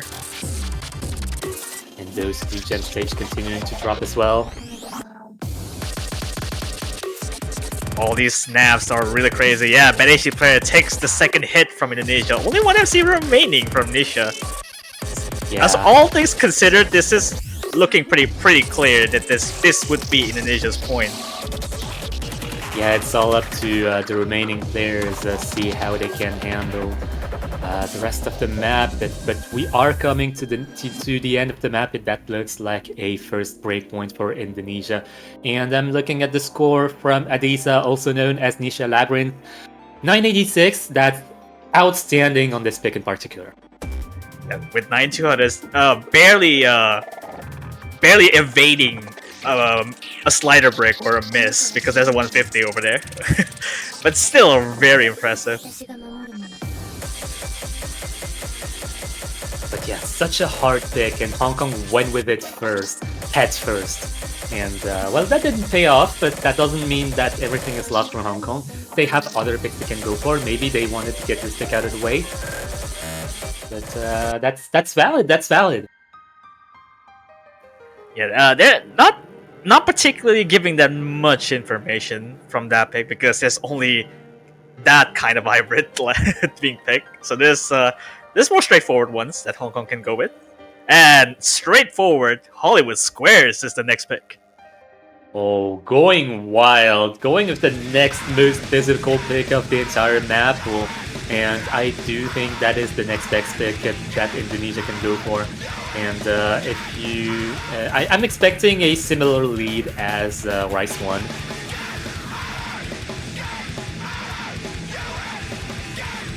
I mean, I think this is most likely what Indonesia's strategy go with. You just go with the hardest Rise picks out of the gate just to tire out Hong Kong. Because of how exclusively hard for what they are.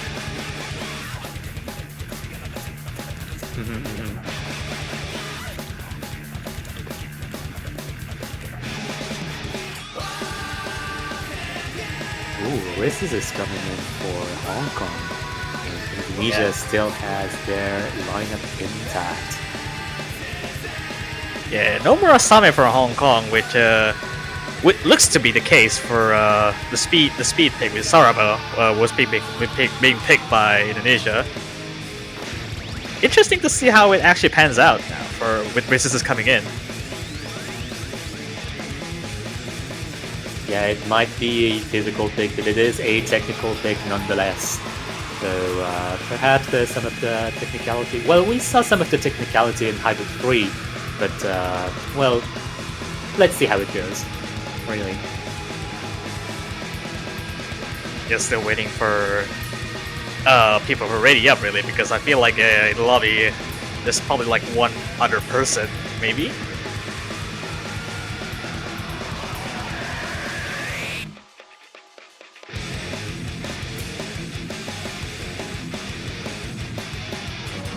All right, here we go.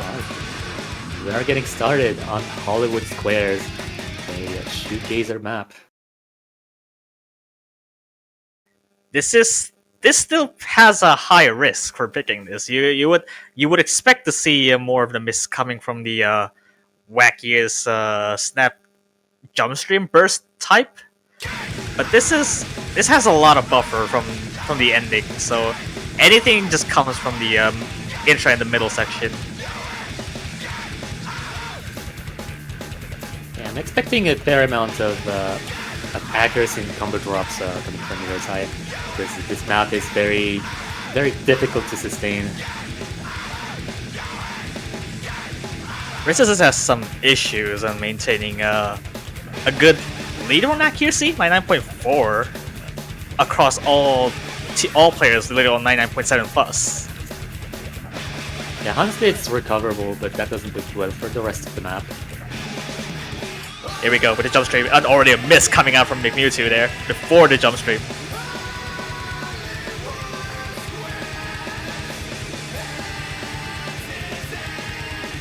Coming to a 15,016, well, almost 17,000 point lead. Resistance with another traded by Adiza.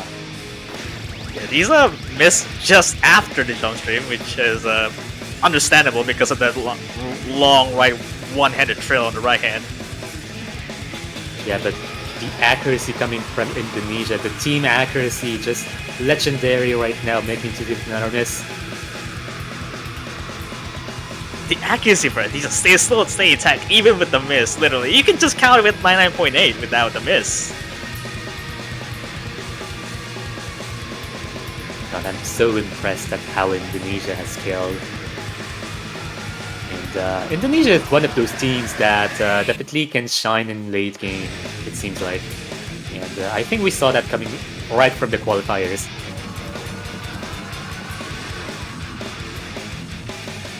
I feel like the lead is pretty unrecoverable because of the quite a few misses from the bottom row from Hong Kong. Only one miss from a design. It's now back to Albert's accuracy. Yeah, well, Ouch. 2 FC's gone already from Indonesia. Yeah, great job. But yeah, that lead is just unsurmountable for Hong Kong on this pick in particular. And yeah, another point for Indonesia, 3-0. But look at Koshin's score though, 994k, just pulling, not necessarily laying out, just being MVP of the lobby despite just going against a really good Indonesian team. Koshin had the most points despite 1-200. Just literally how ratio can carry you very far. Yeah, definitely a force to be reckoned here. Where is the dear Simon part?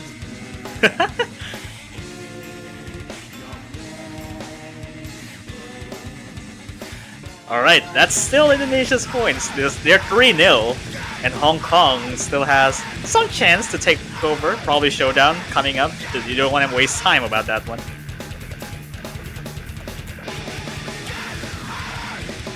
Yeah, I'm just curious to see what Hong Kong is gonna go for. Are they gonna go for long nose or are they gonna go for SVs? Because I don't think the hybrids are a good idea coming from how Hybrid 3 went. The two other hybrids are easier, sure, but not exactly more affordable. And the right section is just kind of dangerous coming from a physicality disadvantage. Going for Lemming, huh? All right. Okay, I can see that. It's definitely less physical. I think it's the least physical of the long notes, and if Hong Kong can get good accuracy on this, that's definitely a shout. And I'm probably expecting on Tabagasi playing for Indonesia, because I feel like that's the primary LN player. But I feel like we're going into a territory where semifinals LNs are a little bit on the more the physical side, and maybe on Tabagasi is not feeling too well on that.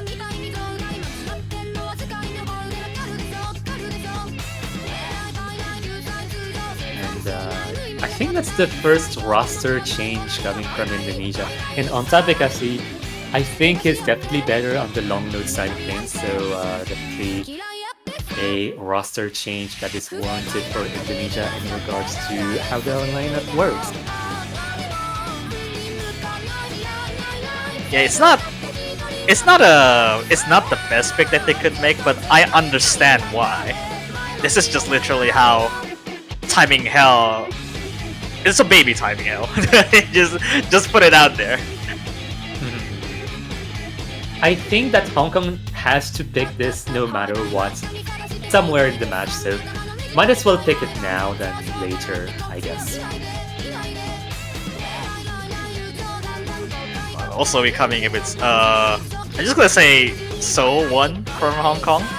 Actually, I've never seen Seoul 1 being played on the match so far, I feel.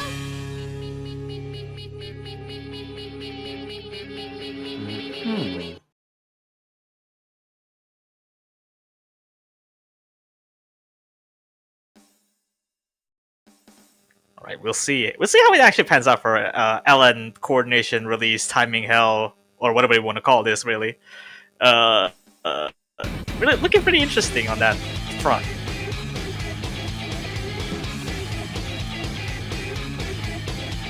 Ooh, first it's coming from Quotient early on, with an accuracy drop to boot. Still, relatively minor mistake to make. It's not that much of a drop. Even it's a combo break regardless, but the lead is already established pretty early on for Indonesia. Yeah, Ontabekasi is actually leading Indonesia. I think that Ontabekasi is going to be their long note carry for his pick. Quite a long song to make up with, yeah, and Albert actually taking probably a trade from the Quotient, but the accuracy are just so much higher that it still makes it the lead.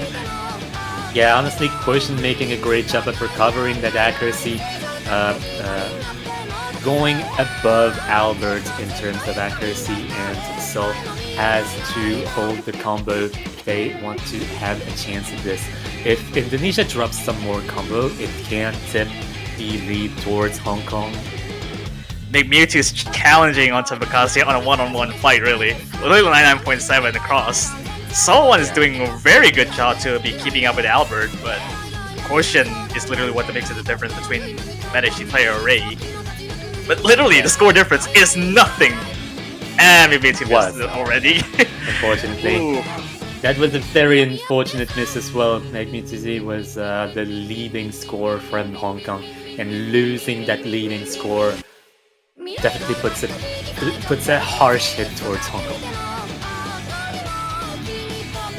Albert trading that actually, but it's still one person dropping a lot doesn't equal the same as like 2-person dropping. So 7,000 really is still quite a lot. Yeah, anything can still happen in the last third of the map. The map is 3 minutes long, by the way, so quite a long pick. Definitely can see something happen in the last course. Yeah, 2 SCs to 1, which the accuracy is pretty much favoring Indonesia right now. But any single mistake from any of the 2 FCs from Indonesia is really gonna cost them the lead quite a bit.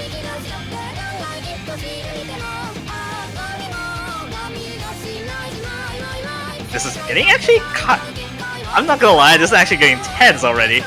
this hardest section is literally what would separates the accuracy guy, literally.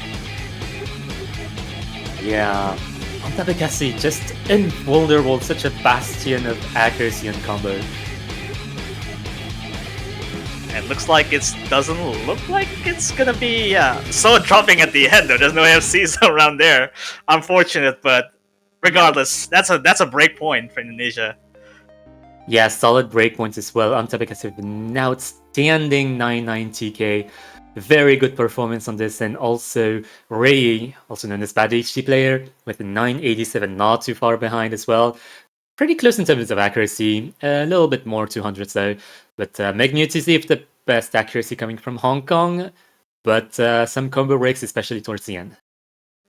Valiant effort from Hong Kong, actually. It might not seem like that much of a score difference, but taking note that Albert scored lower than So Won, which it might give him some information that maybe the Olympics aren't so bad after all from Hong Kong. Yeah, if some of the remaining Hong Kong players are watching the match, we're watching the match and we're watching the lead almost tip towards Hong Kong, it definitely means that they know that Hong Kong has a chance on the long notes, depending on how things go, because Indonesia's long note lineup is not invulnerable.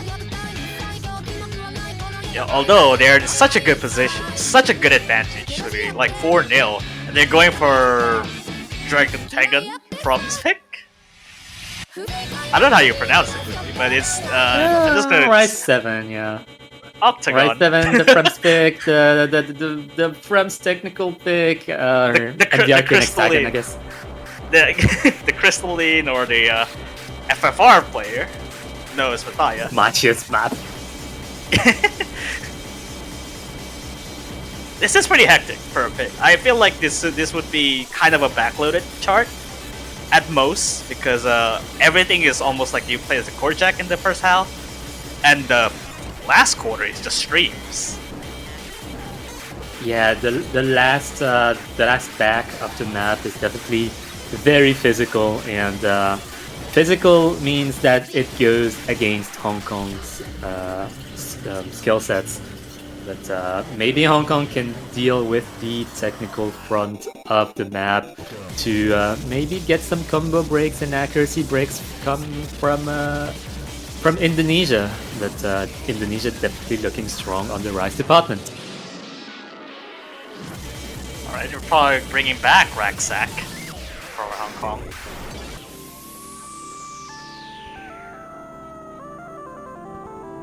Looking like comfortable for Indonesia. I would say that almost all the Rise picks being picked by Indonesia, it doesn't seem like one miss could trigger like a lot of score difference. It's just a clean miss and nothing else.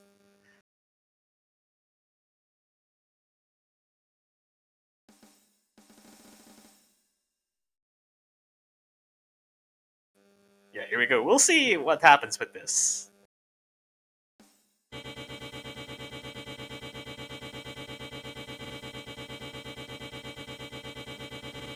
Nice anchor. Not getting anyone with the mind block yet. Maybe sometime soon, actually, because this part is kind of. It might be fairly easy on paper, but it's not really. Ooh, like that, Albert taking the first drum already. And I think with the accuracy drop as well, that's very major for Hong Kong. Definitely puts a little bit of hope towards their end to get a breakpoint of their own. Although, I mean, this is literally just one of the 3 difficult sections. There's still 2 left. Yeah, 5,000 points lead is actually, Adiza! Things, but yeah, that's gonna put more advantage towards Hong Kong, and Hong Kong has a lot more breathing room to sustain the last back of the map. Yeah, Hong Kong needs to hold because Raksak is actually having the lowest accuracy on the lobby, and it probably might hurt him in the long run, especially on the streams later in the last quarter. Yeah, remember the Raksak on Rise number 1, the stream spec, was playing more for combo rather than accuracy. exactly speaking. So we might see some accuracy drops, but if Raxac can sustain the combo, then we might see a break point. Yeah, watch all any misses coming out from anyone, because this is what where lots of material coming from the Rise.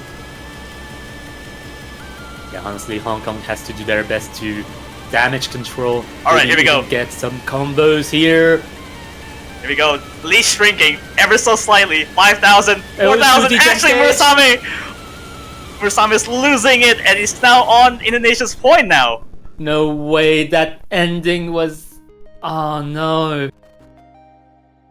Oh my god, the chain miss. That was so unfortunate coming from Hong Kong. They definitely had the chance to take it back from Indonesia. But no, this was not it. Quotient though with 994 going against Ray on the other end. Almost the same score. Literally V1 double S too. That's insane. Literally.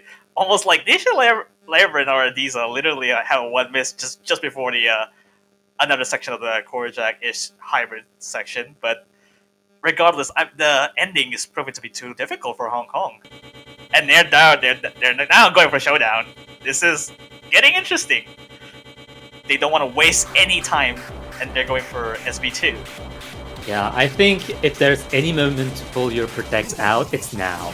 Because 5-0 against Hong Kong, and it's Hong Kong's pick right now, means that if if you don't win this pick, then it's Indonesia's pick next, and Indonesia has a lot of choice to close the match with its 7-0. This is the first. I think this might be the first time we've seen this on.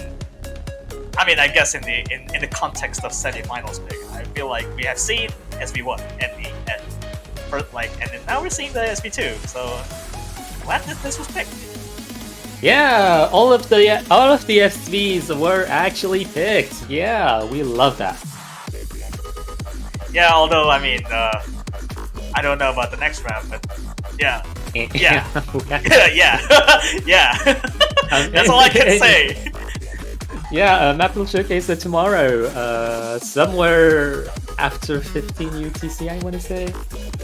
Yeah, I mean, we're not going that far yet because we have to see the remainder of the match really to make a decision. But regardless, finals map pool, it's a wild ride. So regardless, they're gonna have to stay alive to even to see that another day. But regardless, we'll see how this could pan out because SV2 Showdown being picked is it's a testament to how it would actually scale for like the finals map pool, SV in particular. Yeah, I'm very curious to see the scores on this one because it also gives pullers a lot of information of how exactly SVs scale for the different teams, because SVs can scale in many different ways for different players, especially in a team tournament where you have to even get 3 players who can even play SVs. So definitely kind of a wild card coming in. Teams are generally focusing on Rise and long notes for their lineups, so SV is definitely interesting to strategize around. We're seeing already a very low scroll speed from Askew Fanboy. Actually, no, not really because of the slow gem at the intro, but regardless, this is a pick by Hong Kong that they're confident with, and yeah, like that, already. Yeah, that's ouchie coming from Retro X on Indonesia's side, unfortunately. So, we're probably, given the score difference is actually quite a lot now already.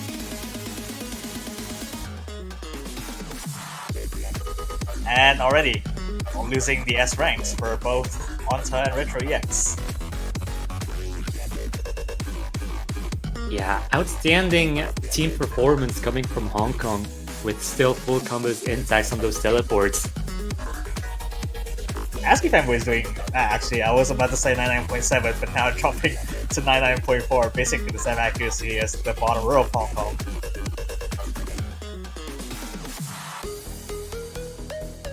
Yeah, but well, I guess we'll just maybe just literally watch as the chart unfolds. Yeah, OCG stage going against Azuki Fanboy, both SV carries for their own teams. Retroites going into the B territory here. Yeah, this is just literally uncoverable. Ouch! Ow. Those misses coming from Resitus and Magnitude-Z, the fake out, getting both of the players and more. Murasame is not flinch at all. Yeah, I'm kind of worried now. Because semifinals SV pick, finals would destroy them actually. So I don't know what to say about that one. Oh yeah, that was a 518,000 point lead for Hong Kong. Definitely a point that they need, and probably a point that they knew they were gonna get. Yeah, absolutely. Also, a very good FC from Murasame too. Literally, like 13,200s on that is absolutely insane. But they would have to survive to the finals, sample, to even get to that, and they still need to take like 4 points to break even.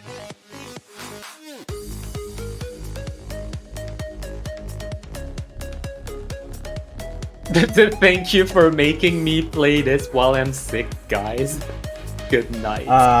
Okay. Well, I guess needs to hope that Retro ES can recover soon-ish, because if Indonesia wins, they still need to make sure they have to fight against the next opponent on the semifinals. Yeah, keep in mind that right now, well, Indonesia and Hong Kong are both in Southeast Asia, and I think right now it's evening. Like, I don't know. Must be like I was about to. My brain went to thought I was like, why are you mentioning evening? Oh, no, not evening the matter. No. Yeah, well, regardless, literally, Retro EX just said that there's no moon. Well, they're picking that now as the protector. So, interesting to see. This is, as far as the riskiest pick goes, this is probably the most risky out of all rice picks. If you don't count Hollywood Squares. So yeah, I think that's the most affordable rice pick for Hong Kong as well. But it's pretty technical, and you can drop a lot of combo and accuracy in those technical picks. Once again, but Indonesia does have the rice advantage, so they're going for it. I mean, I think that the technical pick is an understatement for this pick, because it's just all grace, and it just burst hell. You're in for a treat if you call this a technical pick, because you just have to making sure that it also applies to like the hybrid 3. In a sense that you need to combo as far as you can.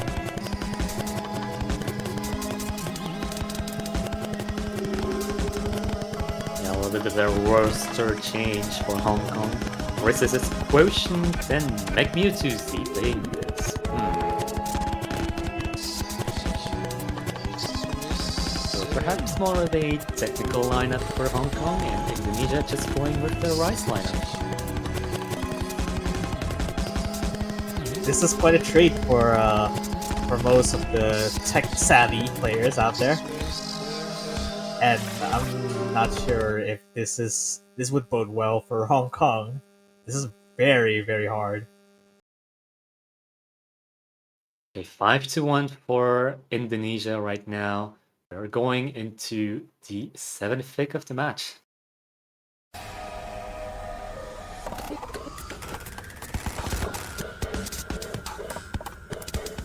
Literally, the background is just screaming.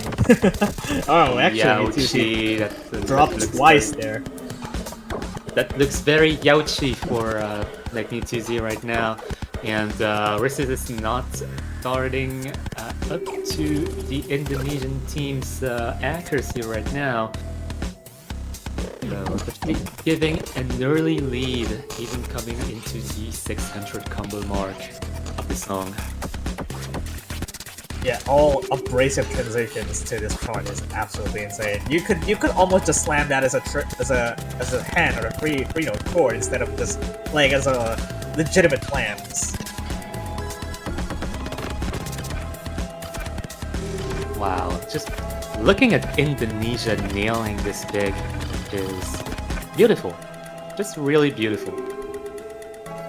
99.6 is the lowest from Indonesia. That's... I mean, Question is not doing bad himself, literally. He's just matching with Adiza right now. Yeah, Quotient definitely scales on this. He just scales better for Indonesia. I'm just in awe from looking at this now. As far as music goes, this doesn't feel like a music, but they're still like doing well on it.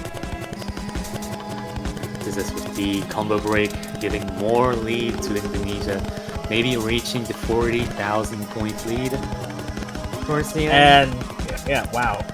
Actually, that HD player array is actually just going up and up. It doesn't get lower from that transitions, really.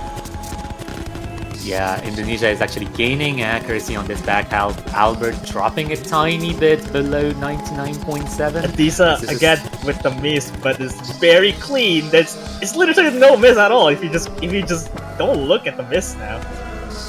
Yeah, we're coming into 70,000 point lead. A trade between Resistance and Adiza. How are you still getting 99.6 with like 3 drops in total? That's just like it's just bizarre. Look at this, like 200s from actually player initial Labyrinth. Quotient with FC as well is very commendable, but the consistency, literally, only 9 200s being dropped by all 3 Indonesians.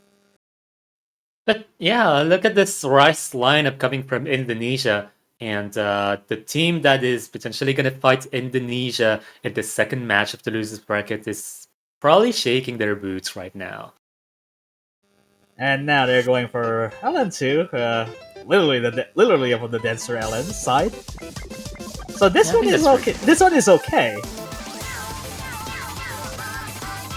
Yeah, I think that's reasonable. I think Hong Kong definitely has some comfort going into Longwood City. Especially in terms of accuracy, it's less physical than the Rice map pool.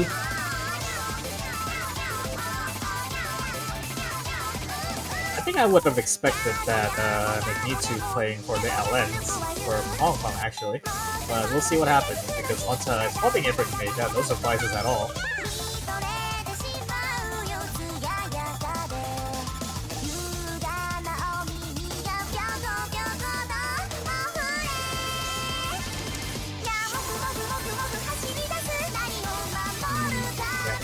Well, I'm seeing like the GLHF already, but I thought it was Indonesia's missing third player.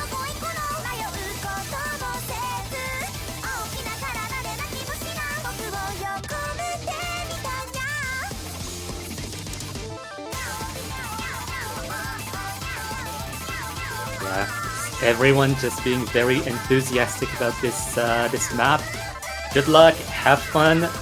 Start 5. We are going into it. Alright, this could be possibly the last pick for from Hong Kong to make if they mess up with this. So it would be interesting to see. This is not a bad pick at all, especially with the rest of the remaining picks from Hong Kong. Yeah, I feel like Hong Kong is never gonna go for Rice. In any case, so going for long notes, especially this pick in particular, definitely a good move.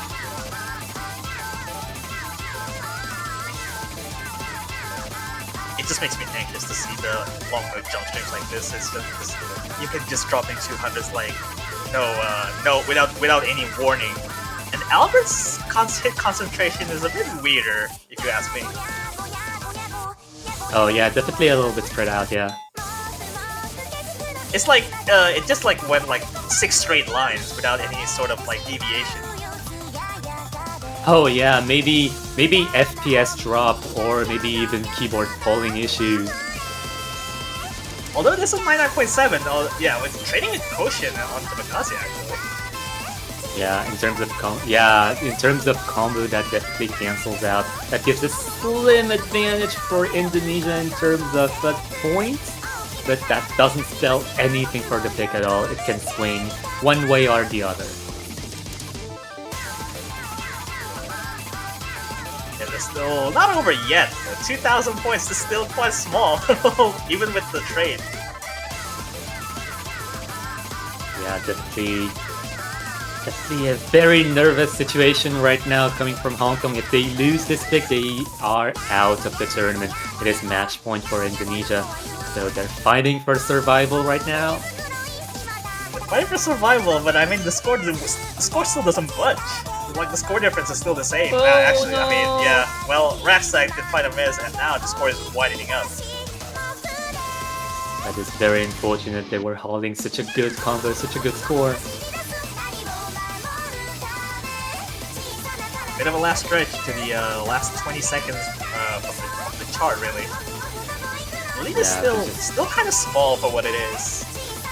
Yeah, I can just be on the lookout for something to happen on the Indonesian side, but right now Ray, that HD player, going 99.76, 99.1, dropping a little bit of accuracy, but still leading the entire lobby by a fair margin. Quotient doing the best they can to sustain their team. I have no idea what's happening here. A little bit of lag, just a little bit of lag, yeah. But into regardless, I think final results. There we go, 7,800 points in Indonesia's lead, and Indonesia's taking it 7-1 against Hong Kong. Yeah, Indonesia showing that despite having a clear rise bias and advantage, they are also very decent at scaling on the long node department. That is a great team score coming from Indonesia on long node number 2, and long node number 1 was also pretty good, seeing as they actually got the points. And yeah, 7-1 against Hong Kong. Congratulations to Hong Kong for making it this far in this tournament, but unfortunately that's gonna be goodbye for now. Indonesia is gonna play another match, I believe tomorrow. Yeah, it does. Yeah. It does actually, because well, Indonesia is still in the top 8, but they're not out of the running from the to the finals round, because they will have to face the next opponent. And the next opponent is not easy, especially considering they still have to look after China. Like there's also China and Chile is also still in the running. I feel like Chile versus Vietnam is also one of the matches they want to have to look out for, especially because Chile that's gonna happen in 36 minutes. Chile versus Vietnam is very interesting. I think those are very, very different team dynamics. And we're gonna see which kind of team dynamic is gonna come on top of the other one. And the winner of Chile versus Vietnam is gonna fight Indonesia. I believe that Chile and Vietnam are kind of afraid of Indonesia at this point, but it kind of depends also on how they scale on the semifinals map. Yeah, also still need to also look out for Canada versus Thailand as well. But I feel like Canada versus Thailand could be another of the Thailand versus China situation. Yeah, because of how different their team dynamics are. But I also feel like Chile versus Vietnam is also the one thing that maybe Indonesia versus Hong Kong has, which it could be interesting because we have to see how it actually pans out from them. Yeah, but that's not gonna be now. That's gonna be 1 hour and 30 minutes from now, I believe, if my math is correct. But yeah, I believe that's it. You have anything else to say? I mean, if anything though, I think an hour from now from Chile versus Vietnam is a must watch. I think it's a decider of between whether Indonesia is gonna face next, and Chile versus Vietnam has has a different composition of what they're strong at, so you don't want to miss that match, especially when considering you have to fight against Indonesia after that. Yeah, so save your calendar. Just put yourself on Do Not Disturb on Discord or whatever, and tune into this match upcoming next.